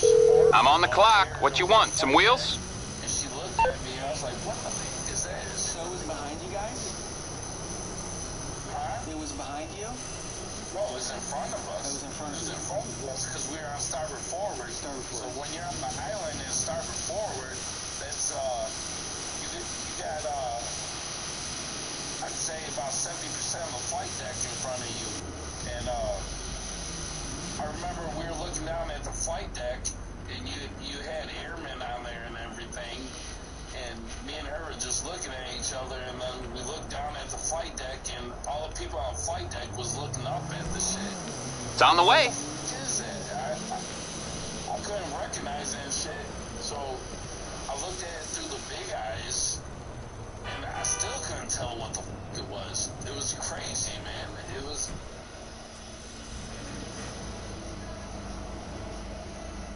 Maybe it was... It's been 15, 20 years.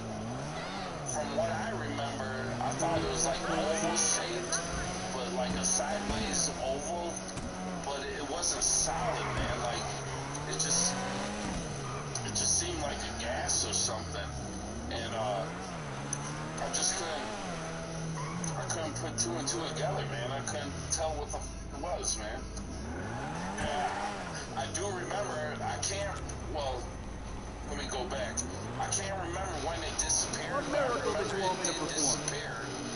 And being that we had the sound-powered telephones on, once it disappeared, I remember a couple minutes later, whoever was on the fantail had reported the same thing, man. I called to the bridge. You called to the bridge. You didn't come up to the bridge? Yeah, I called to the bridge, and I said, what was it, Tops or whatever? I can't remember that shit. Yeah. Yeah, I called Top, and I just said I got air contact. I can't remember all the... Oh, the lingo. Yeah. Yeah. You're like, but you...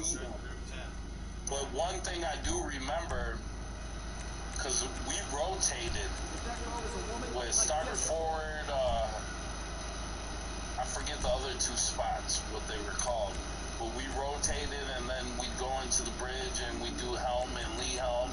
I remember once we rotated and I ended up going into the bridge, that one officer, I can't remember his name, but he made the comment. He's like, yeah, when I was a little kid, I told my mom I saw a UFO, and she told me don't tell nobody. I want to say it lasted a couple minutes. Really? Because I saw it almost the whole night. I was on the bridge. And for my entire watch, for my entire 4-hour watch, that thing was there. Well, I could be wrong, man. It's been so long ago. I mean, I could be wrong, too. I just don't. I don't remember all that shit. I just remember what the fuck I saw. I don't remember how long it lasted. I do, however, like I said, remember it had disappeared, and then the fantail had ended up calling it in. I'm thinking in my head, like, what the fuck is going on? What is going on? It was crazy. On the other side, on the catwalks, is Patrick Goki. Not only is he seeing that, he's seeing other orbs on the starboard side doing these half circles, but when he goes back to the fantail, he's seeing them again doing these half circles again, kind of like we're launching planes and they're doing half circles around the plane, around our ship.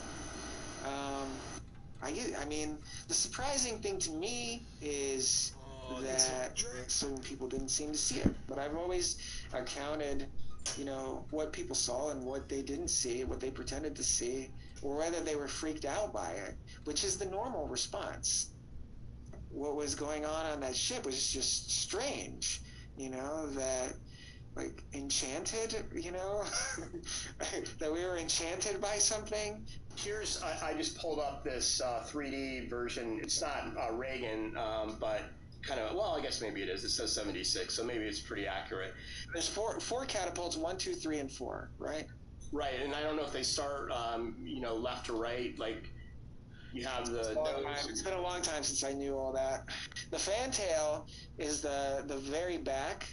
That's where the watch, the very back of the ship. That's the, in Navy speak, that's the aft. That's the aft part of the ship. That's where the fantail is. So this is that's where Patrick was standing when he was relieved. When he was relieved from port forward, he was standing watch back there. So, like, if they were standing watch, obviously they wouldn't be standing on the flight deck. They would be like down here below. Yeah. I think their watch is down there somewhere. So, like, down in this area. Yeah, they own the deck owns all those spaces. So then the starboard side would be the right-hand side. Is that right? Where let me just go into the let's talk about the superstructure and the 3 levels we see here. You would have been on the second level of the superstructure inside this area here. So it's watching. This is, let's say that this is catapult 2 right here. That's catapult 2, right? Yes. So that's about where it is, and it's watching the planes. It's watching the planes get launched. You know? I mean, watch it. I mean, for me, I was even though I'd never seen it before, I thought that this was natural, and that, you know, that this was an organic thing, that we would maybe another form of life, maybe, but something we would figure out in the future. Where was Derek? Say, if I can swivel around, you can talk me into it. I can kind of. Well, he was saying that he was saying in the recording anyway. Yeah. He was saying that he was on the island. He said he could see, I think 70%. I think he said of the flight deck. This is where the lookouts, I believe. This is where they would be standing up here. Do you see my arrow? Yeah, so standing by, from what I remember, there'd be a lookout up here standing by the door. Well, let me ask you this. You know, you kind of did, you know, several times have described going to watch, and actually, because everybody else that was on the bridge seemed to be not paying attention to this, you kind of obviously went along with that, even though there's this conflict in your mind. I take my position of authority very seriously. You know, that's what you're trained to do, to take yourself seriously. You know, like, So you're looking out, I mean, there's... The problem with...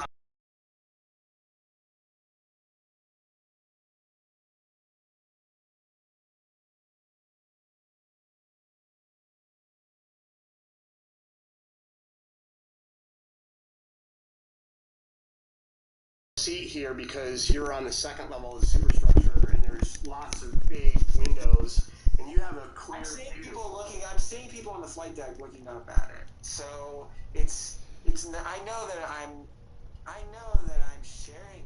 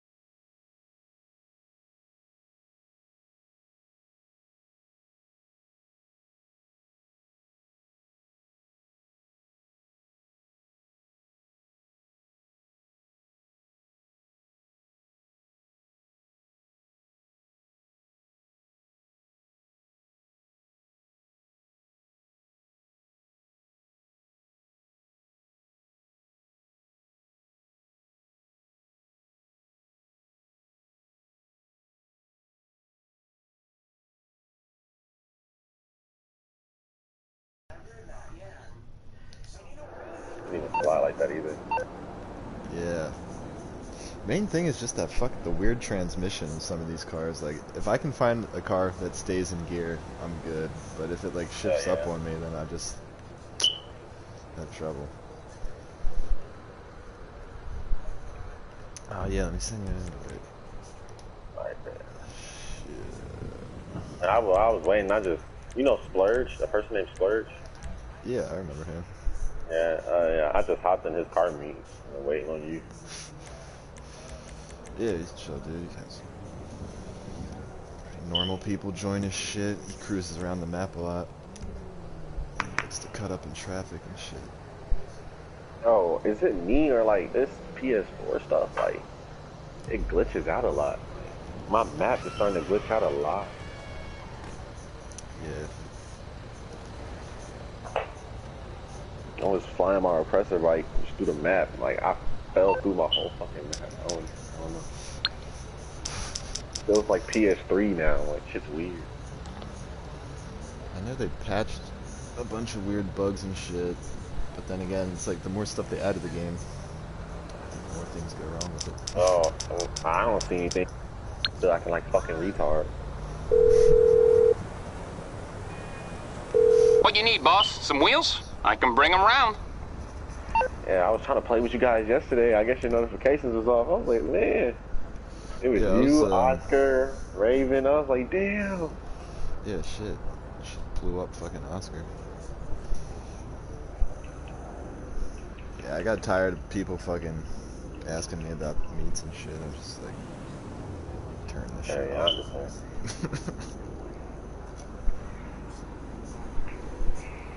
I was trying to figure out a way we could get 5 and just maybe that's what's it. We just tired of playing on fucking PlayStation 4.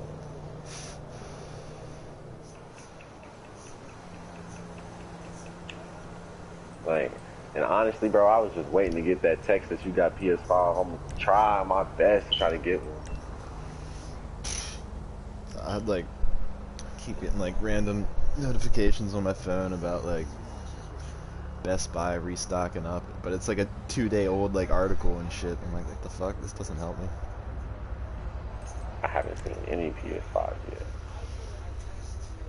I mean, I see them at work, like they come through, but that's the only time I ever seen them.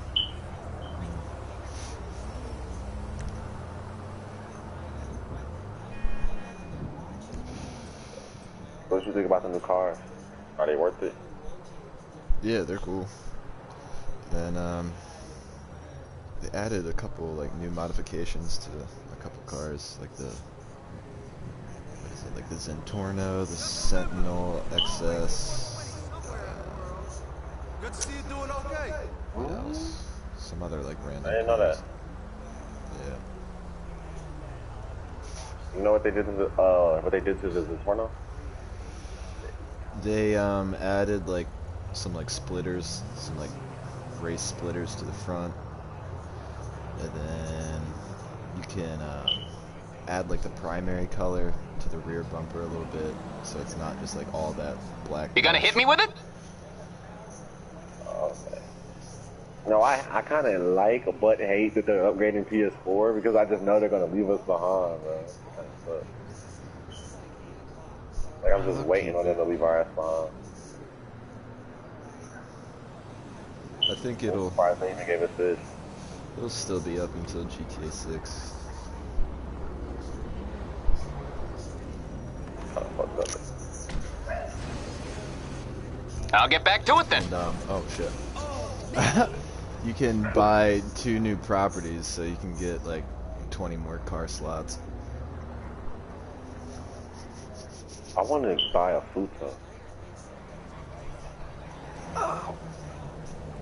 Put low grips on it. Yes, sir. I have 600 days. Oh, you know what? They added 2 new haircuts too for guys. I'll check that out. They're gonna add a new Honda, bro. Do you see that? Yeah. I know they're just gonna drip feed some fucking shit. I don't know what they're gonna do. I haven't seen the Honda though. You haven't seen it? It's oh fuck, I forgot the car.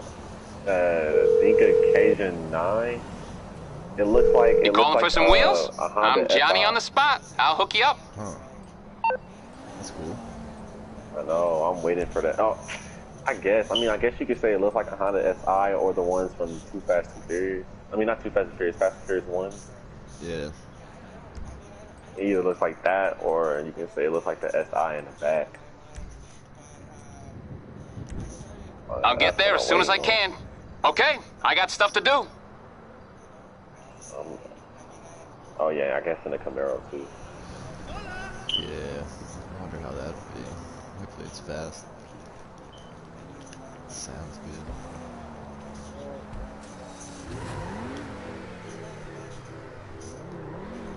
This is the new Lambo.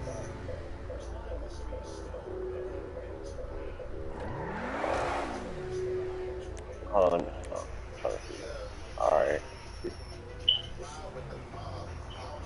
Oh my god. Don't hit me, bitch. Is it better than the Ignis?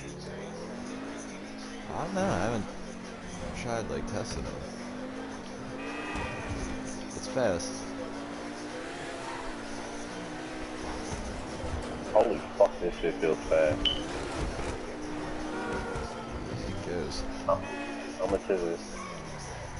Where's the hair place? Hold on. Oh shit, there's one down here. Grove Street. Some shit.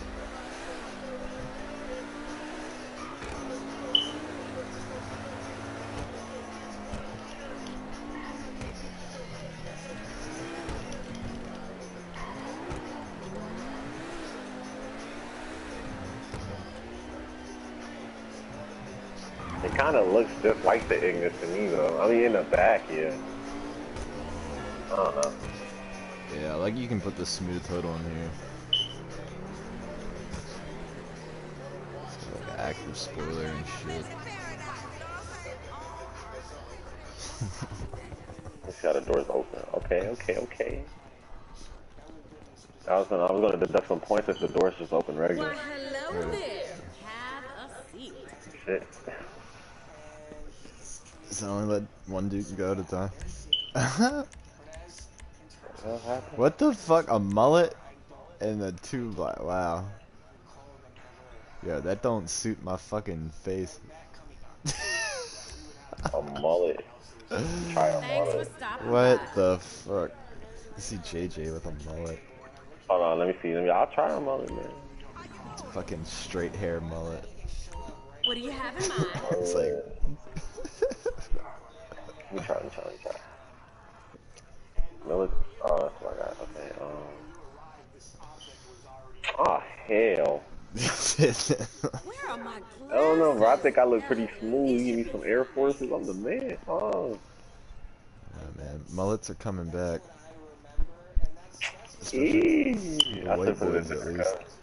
You know what? I'm gonna keep this.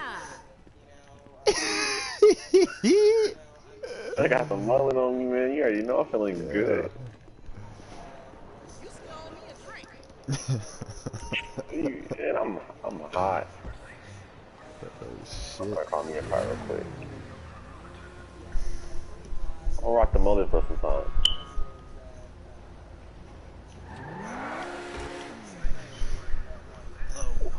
Back up a tube. I look like I'm finna go surfing. Like fucking Billy from Stranger Things, just that black dude. I don't know. I look like I got Jerry curl. Right? Leaving the stain on the fucking couch. Oh my goodness.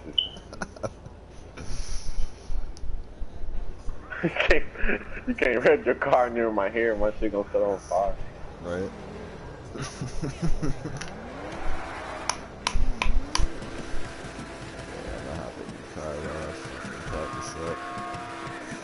What's the Ignis? Yes, sir.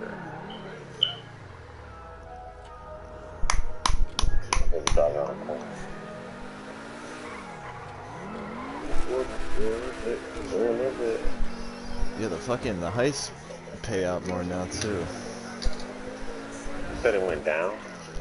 Yeah, they pay out more. I'm pretty sure like Bogdan is like paying a half now.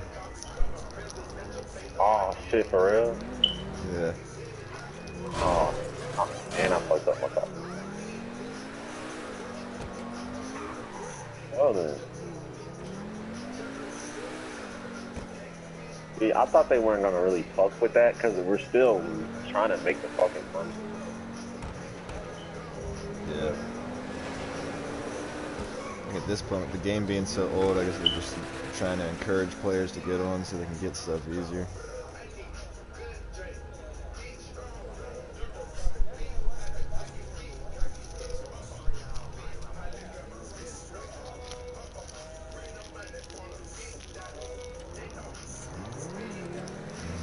Yeah, I put the Sentinel XS, like fucking old ass, like original fucking BMW that they have in this game. Put that on low grips. It's fucking sweet. Oh, it's wise good? Yeah.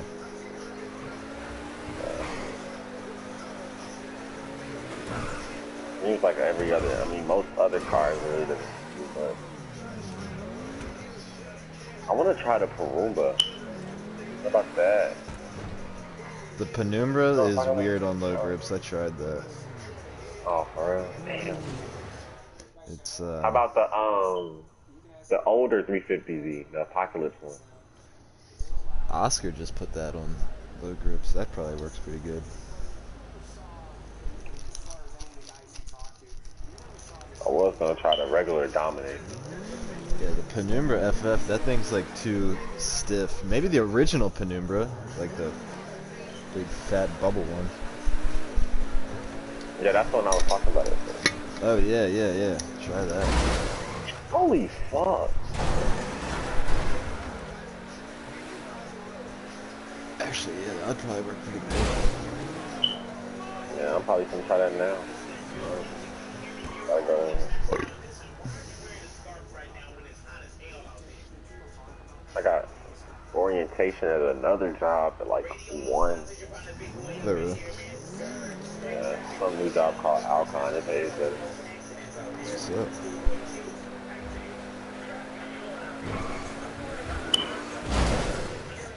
Alright, I'm just going to see how it is, see if I like it first.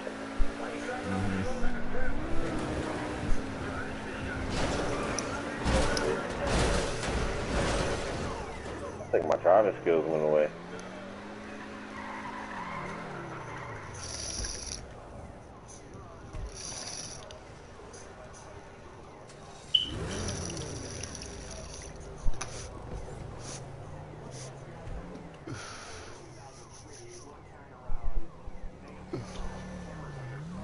Oh, fucking hungry.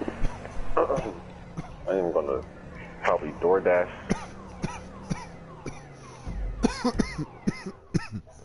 Oh yeah.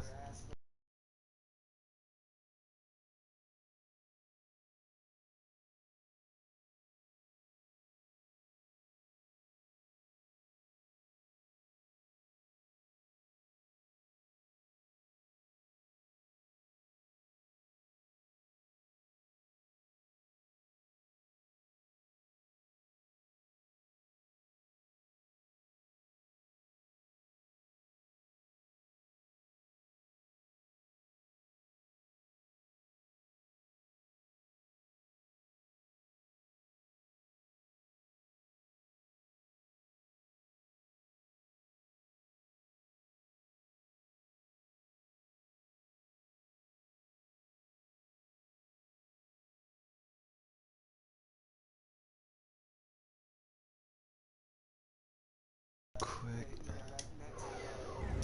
Yeah,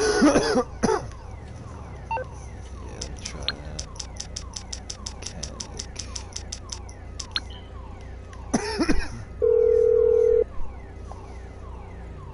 You need something, huh?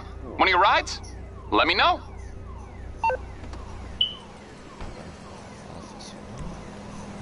I'll bring it to you. I wonder how my other outfit's supposed to be. Very good.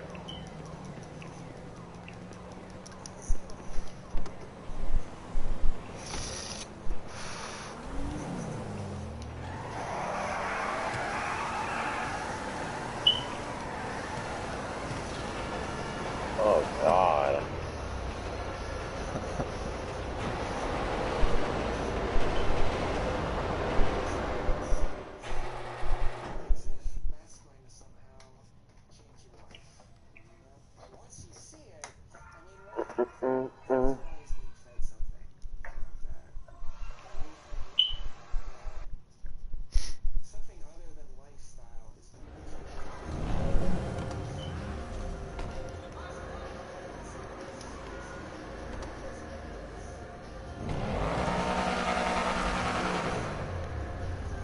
Oh shit.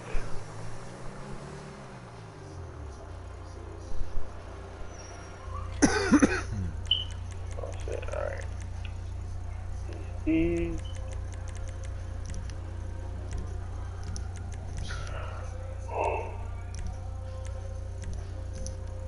Rips.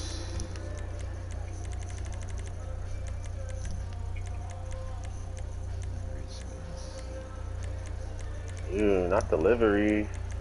Alright, nothing new. I want to change my color. What's the crew color? Red. Burgundy. Burgundy red.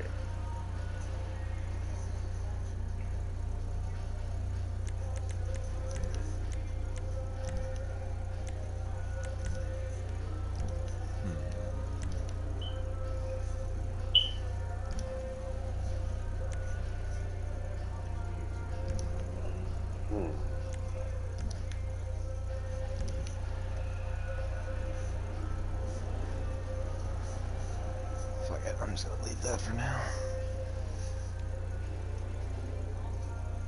Oh, I'm kind of feeling this Felter Brown.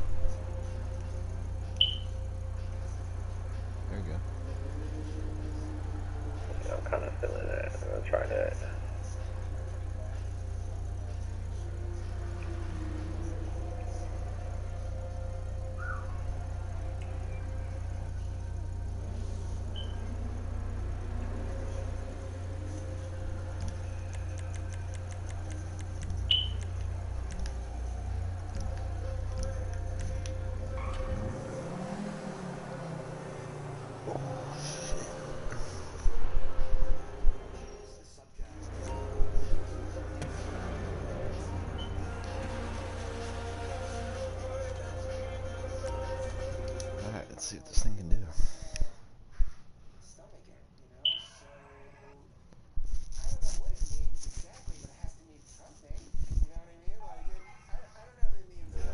Oh my god, I'm stuck on the fucking wheels. I don't know what wheels to pick. Oh god. Fuck.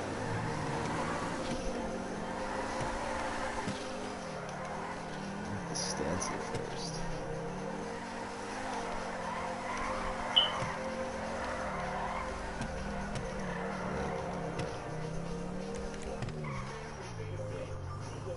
Shoot anywhere over here, all these fucking gang members.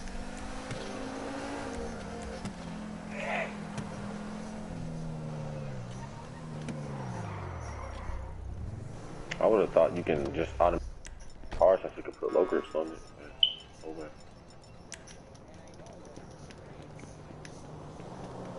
Oh shit, hold up. Oh fuck, how did I just blow my car up? I guess you can't stance it that way. Whoops. Holy shit.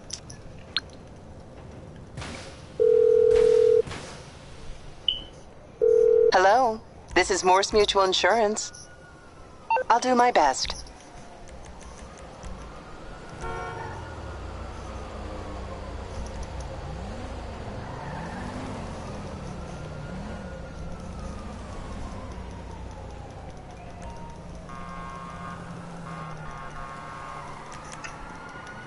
Oh yeah, that's kind of cool. We can call our cars back fast and stuff.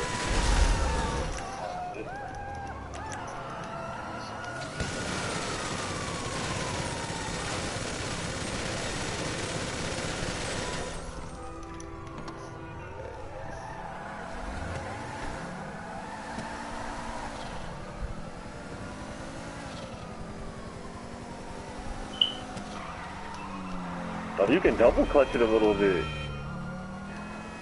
There's like a little, this size wheel thing.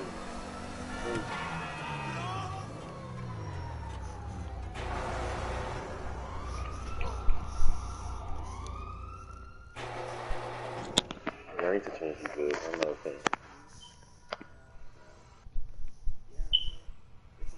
I want some McDonald's. I want like a big ass burger, like a Big Mac, with like 3 regular baby burgers with some fries, a steak, and some fries.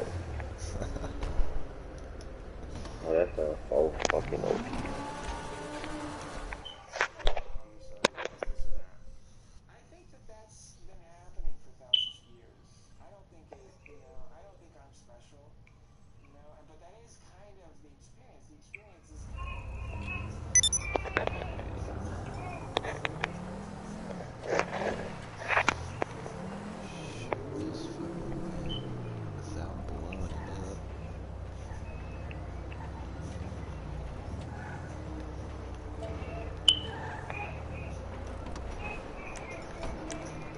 I don't know how it fucking blew it up.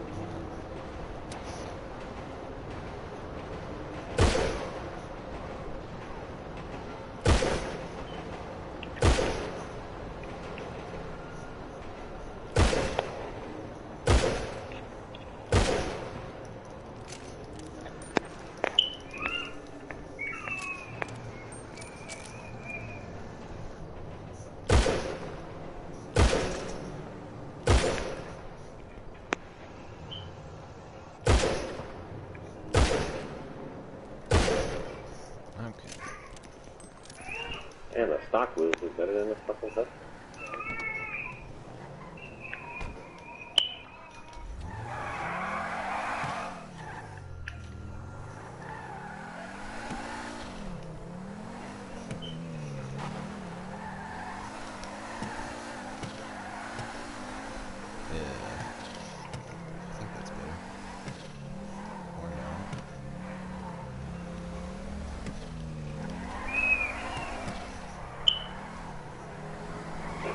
Ah, nah, it doesn't work. What the fuck?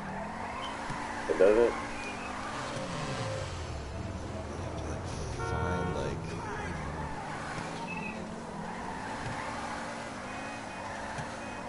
It does.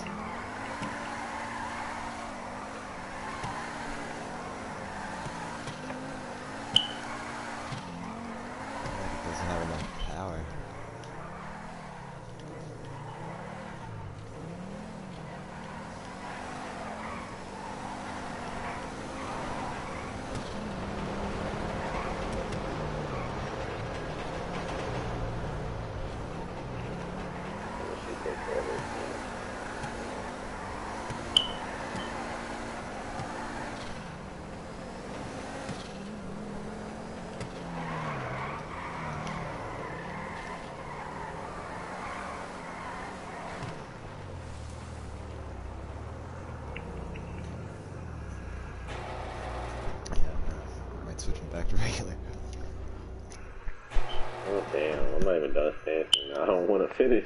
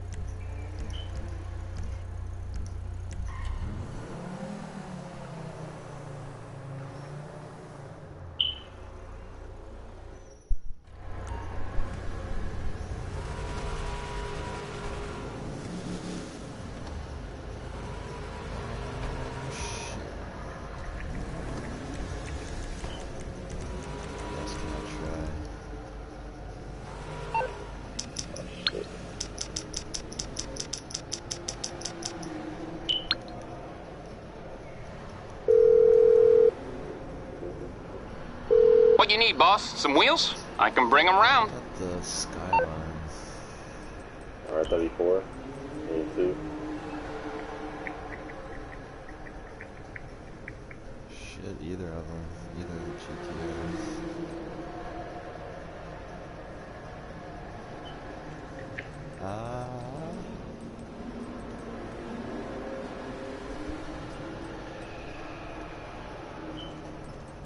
Shit, which one is this? It's coming at you. It's coming at you. I want to see if I can get this purple at least.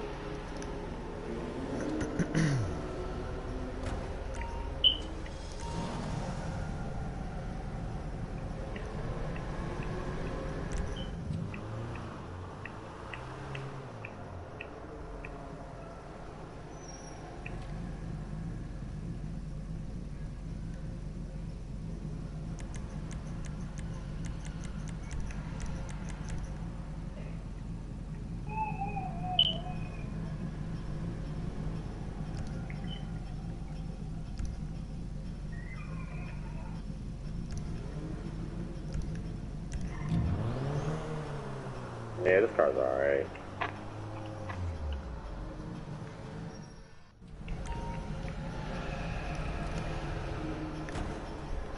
Yeah, definitely not like the Banshee. Yeah. Shit,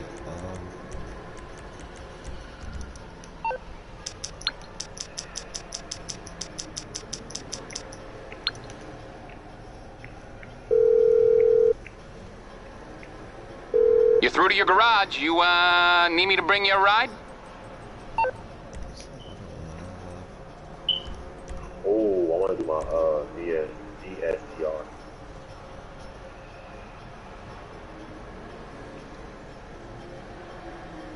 yeah, that thing's pretty crazy. I got you. The main reason I got this. I think they might have nerfed like the fucking like top speeds though with the low grips. I'm not sure.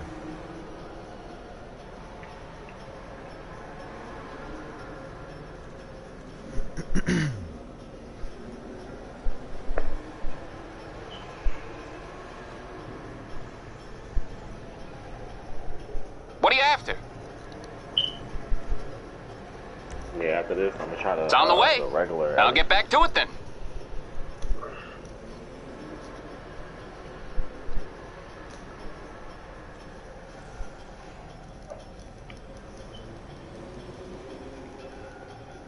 I'm gonna put it all the way at the other end.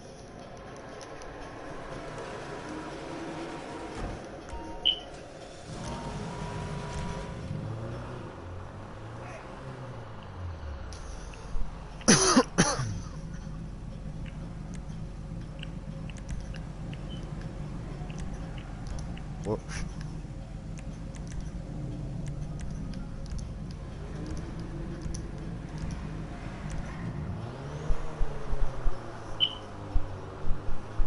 outside? Stance this and then try it out.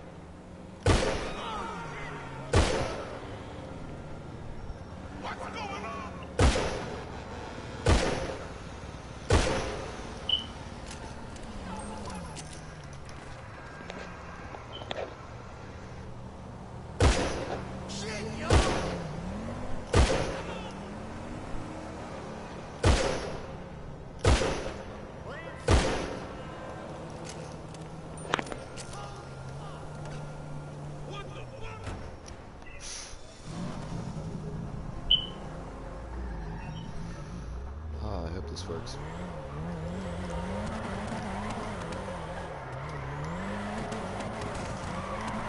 That's alright. It's a little grippy still.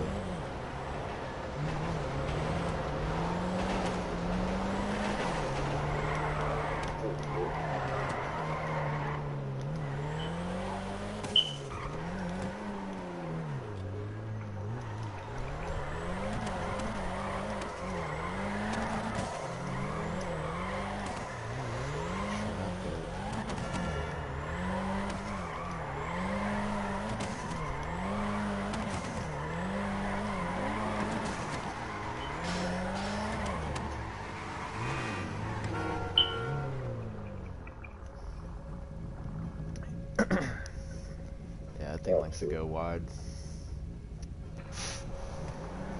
Yeah, I thought the LED was like, eh.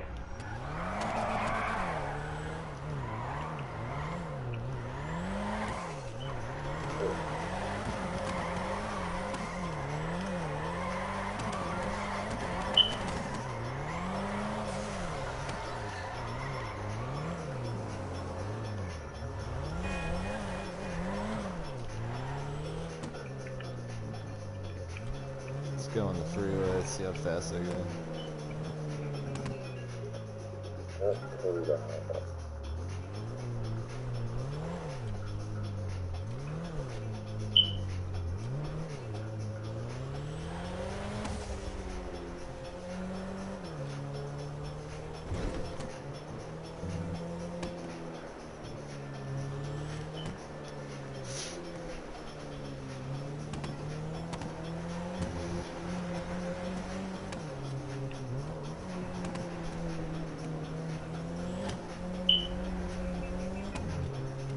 This guy wants to join our game.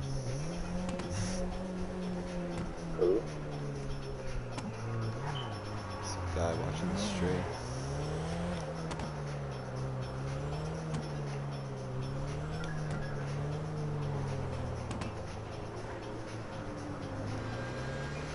Alright, go down a little bit further.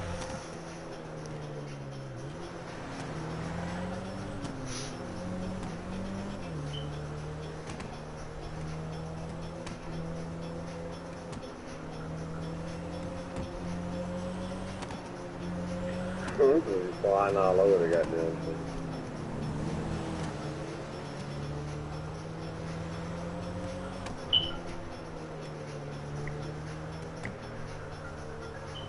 Yeah, that thing's crazy on those roofs.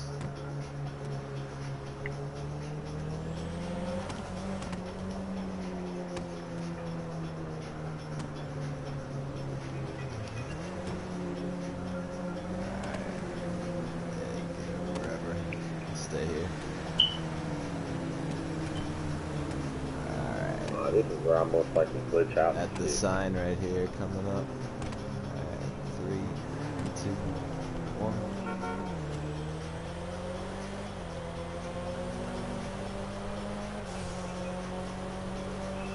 That thing, I'm pretty sure tops out like fucking nuts. I heard GTA messed with all the cleanest top speed.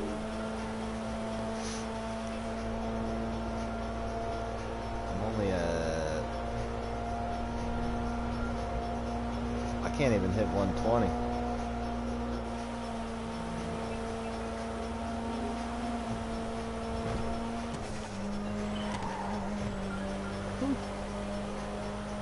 Oh shit.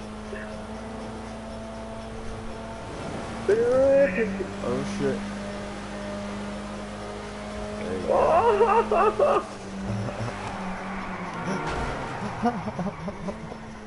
Yeah, that is too well. Yeah, it's wild. Hold up 1 sec.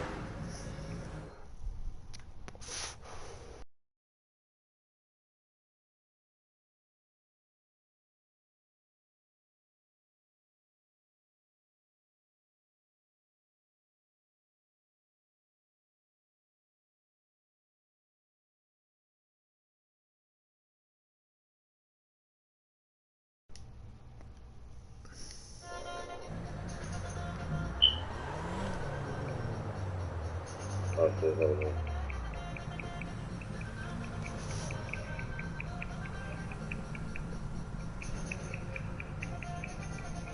Alright, dude.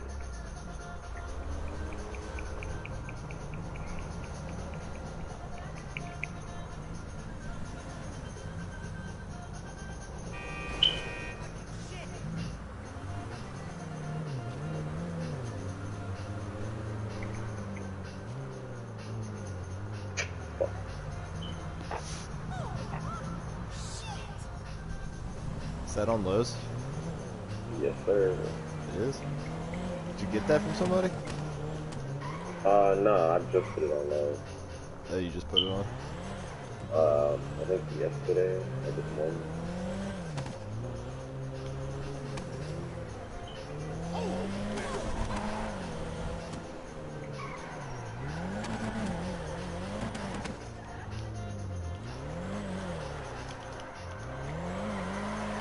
It might slide better if I stand it though, huh?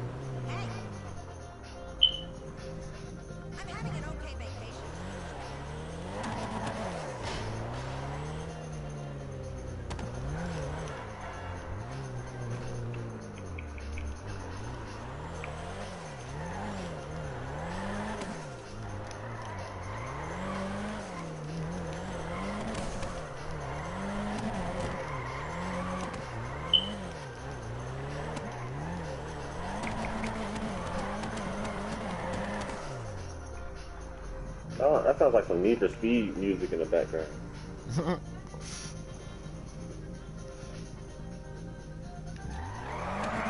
Oh, Need for Speed Underground 1, 2. The car is dirty as shit.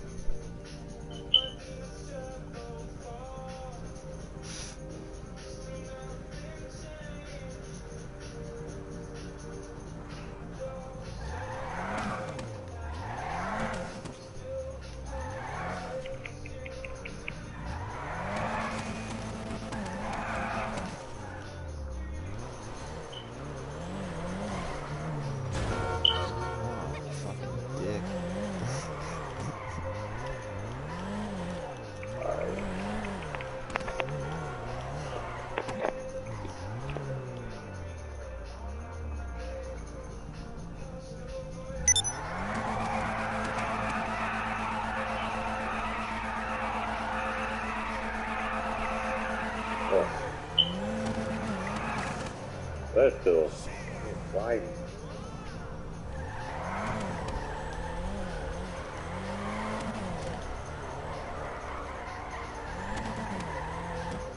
Alright, I'm following you.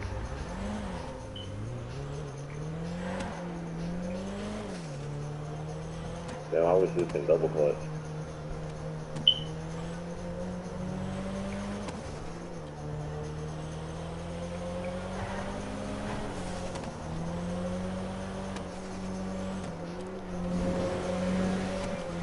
Oh, shit. Okay, I made it.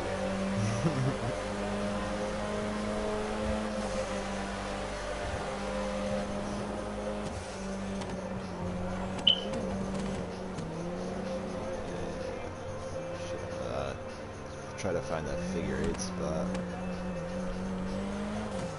There's a fucking weasel closet somewhere over here, isn't it?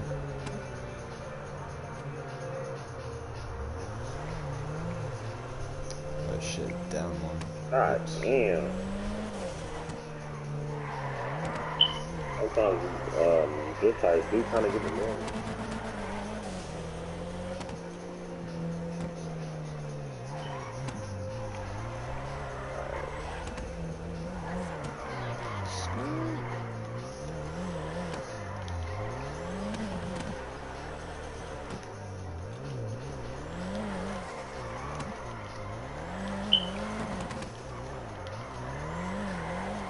Oh wow.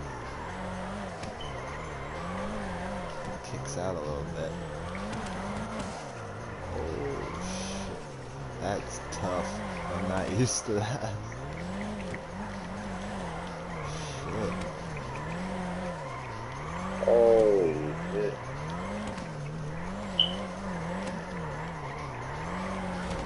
Oh my god, I fucked up bad. I'm stuck.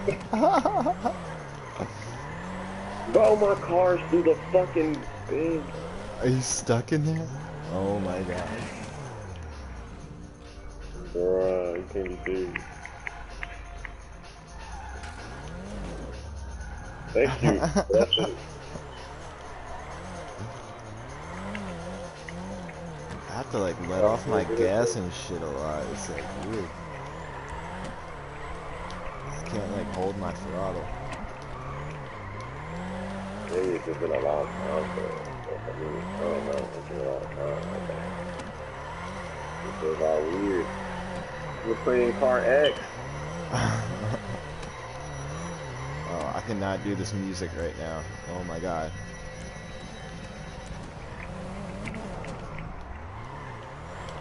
Oh! Yo, is your door opening on your screen? Nah. Your door is opening.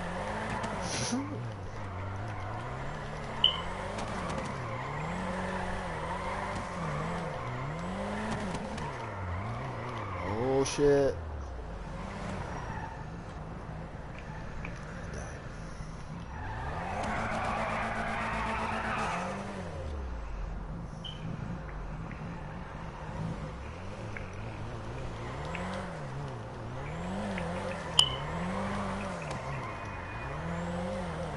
Man, this shit flies. Like, why? Like, hello, why?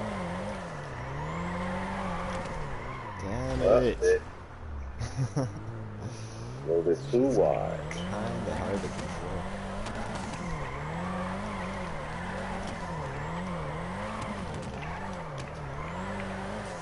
Oh god.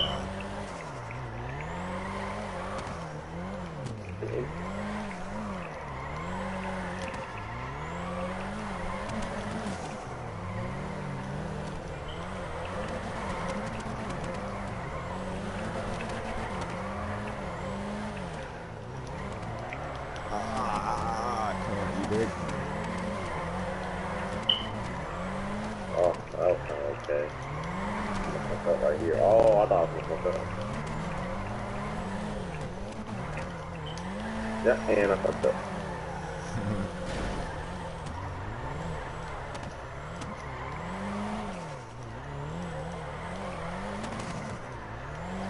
This car will punish you tremendously.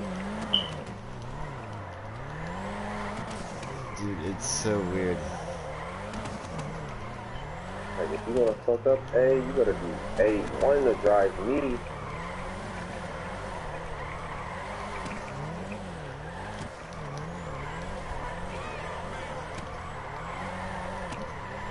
Maybe you gotta, I don't know.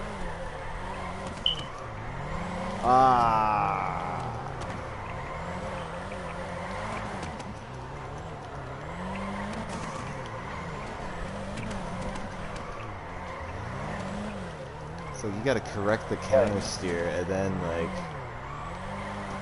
I don't know, it's back and forth. Like, let go of the gas for like a little bit. I'll say like 2-3 seconds. Yeah.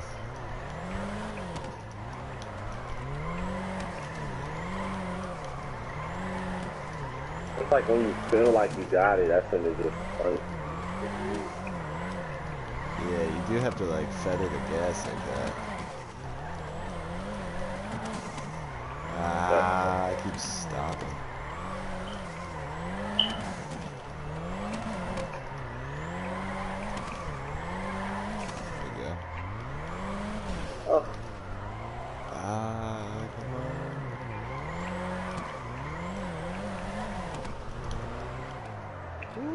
down, man.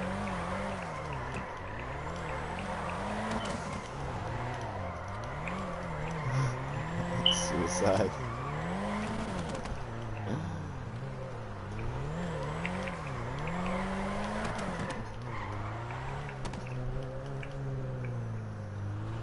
Oh!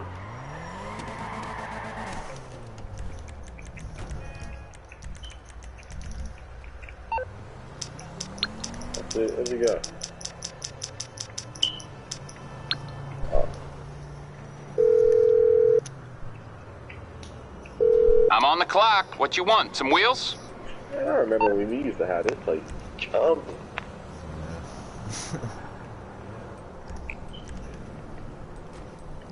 What car are you calling?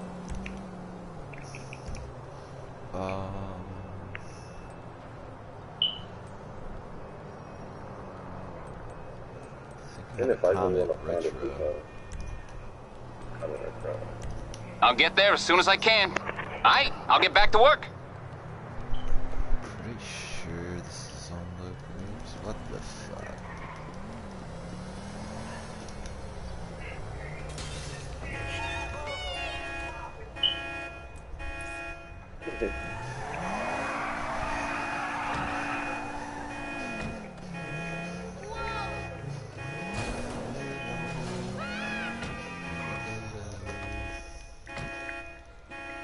Car alarms again.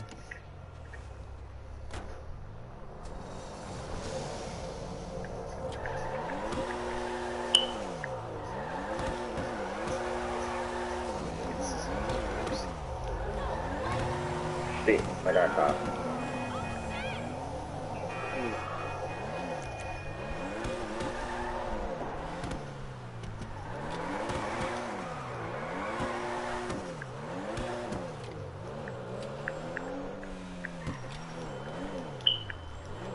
Oh my god, stop sliding.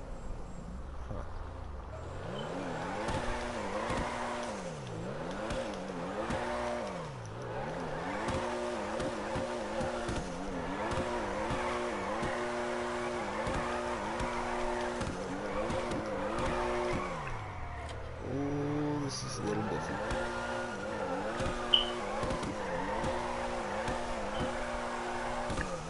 No! No, let me get caught. I cannot get used to the fucking Comet Retro.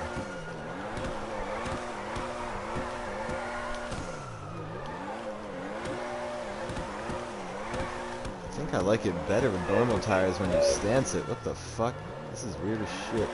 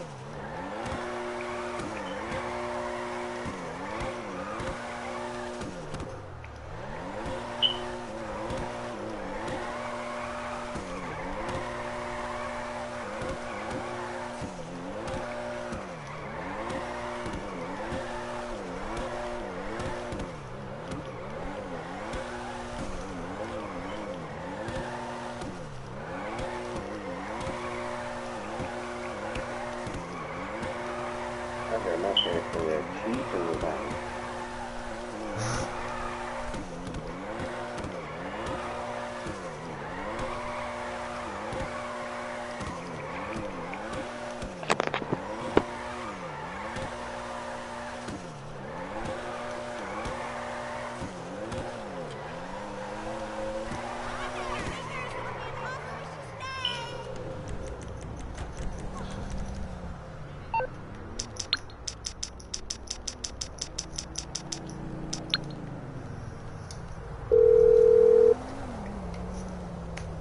You calling for some wheels? I'm Johnny on the spot. I'll hook you up.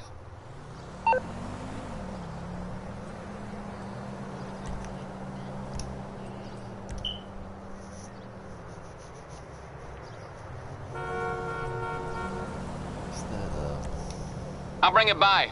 Okay, I got stuff to do. Wish this thing had fucking circle taillights, dude. So bad.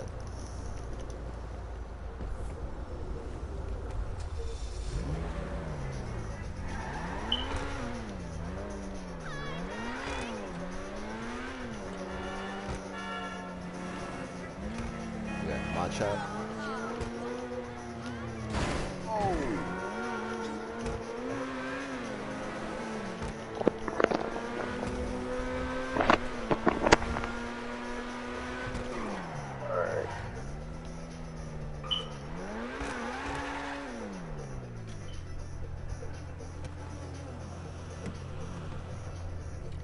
Oh, that's Super. nice.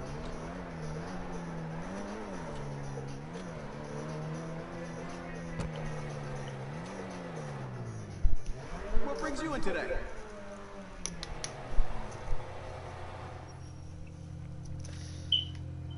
You have any problems? You bring her back to me.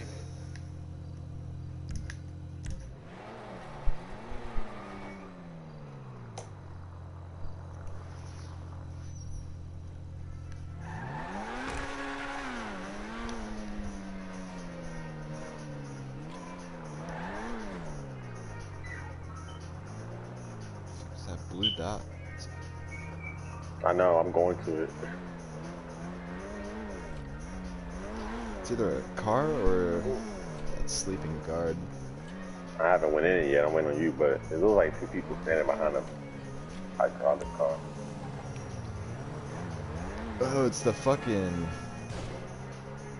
drug deal shit. Yeah, you gotta like deliver that fucking car somewhere. Oh, fun. Alright. I'm trying to do one of those missions real quick. The new shit? Yes, sir. Okay, that was a slide. Yeah, fucking, yeah, I'll take you down there. Start it out.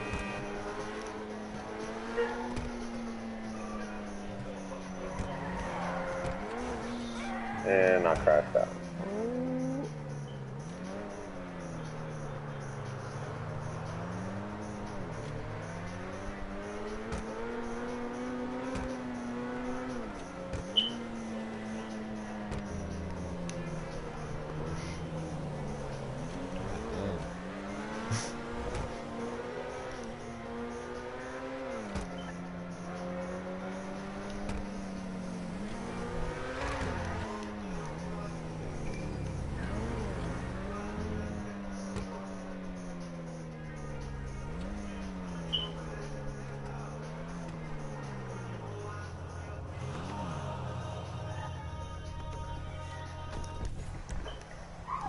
They call me Billy. I'm Billy now. Good shit, yeah, just walk into that checkpoint and start that shit up. You said parking at a checkpoint? Nah, you just walk into it. Okay. Press D-pad or some shit. Oh shit, you should have told me that. Jumped in that bitch. I jumped in and jumped through it. Let's see what this is. Yep. I work for the CIA now.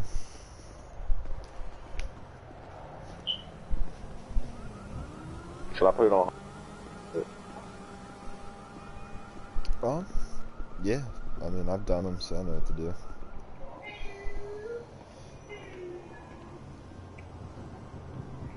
Do you have snacks and armor and shit? Yeah, I should be good on that.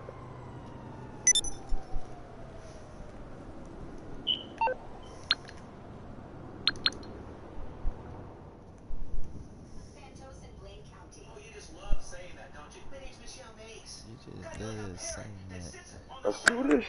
Oh, whoops. You hate women, and you won't stop quoting those dragon brain fantasy novels. I like saying witch, even if it is from 1402 The hell am I wearing?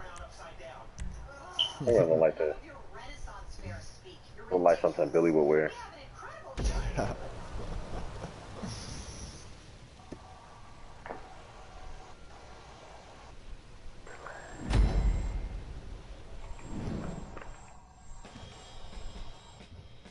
let's get you sworn in. Raise your right hand. I do solemnly swear that I will support and defend the Constitution of the United States as interpreted by my immediate superiors in the IAA. My duties may include interrogation, phone tapping, suppressing reports, inventing reports, paying bribes, taking bribes, the trafficking of drugs and arms, the misappropriation of funds, and lying to the American people whenever strategically necessary. So help me God. This is forever, dude. Damn. Enthusiastic consent. Congratulations.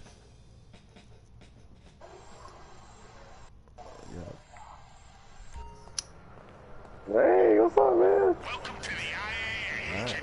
We're gonna take your car. Let's move. Because your first assignment begins immediately. Alright. Shit. We just gotta drive to this apartment. Do you wanna whip this bitch? Have you driven it yet? No, this is a new car? Yeah. Okay, damn, let's son. start with the publicly available facts. The global price of oil per barrel is through the roof. Gas prices at the pump are off the charts. The agency has been granted unlimited resources to get the situation under control. What the public don't know is that behind the scenes, this is nothing more than a good old-fashioned criminal conspiracy to fix prices. And we have a leading suspect. Alright, let's see. Diamond casino owners, big players in oil and gas. You're headed to the current residence of one Mason Duggan. He's the younger brother of Thornton, who runs a casino. Your assignment is to give my team access to his private files. We can see if there's a trail of breadcrumbs and where it leads. Are these the PS3 lowrider rims? No, they're not.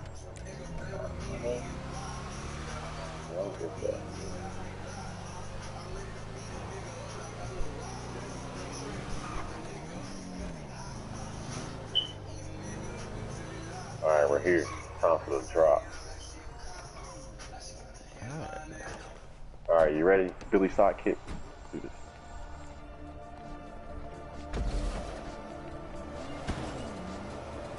Shit, you just go upstairs and hack his computer. I'm not really good at hacking shit. This is the easy one where it's like the letters that are just like falling down and you just press X to time it. Alright.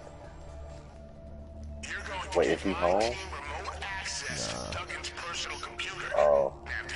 My dude just started creeping out of nowhere. Why is he still creeping? Right. He's gotta be home if I'm just creeping like this. A nice ass house.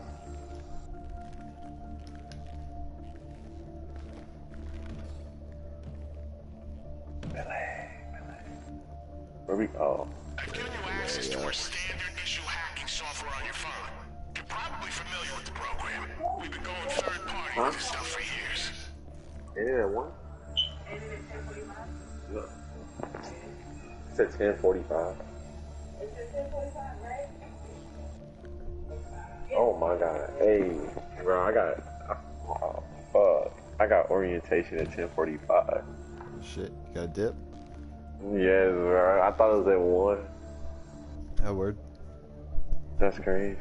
I'm sorry, bro. I'll be back on afterwards, so I'll be like right on the game after I get back. Yeah, no worries. I'm off tonight, so I'm chilling. Alright, bet. I'll be back.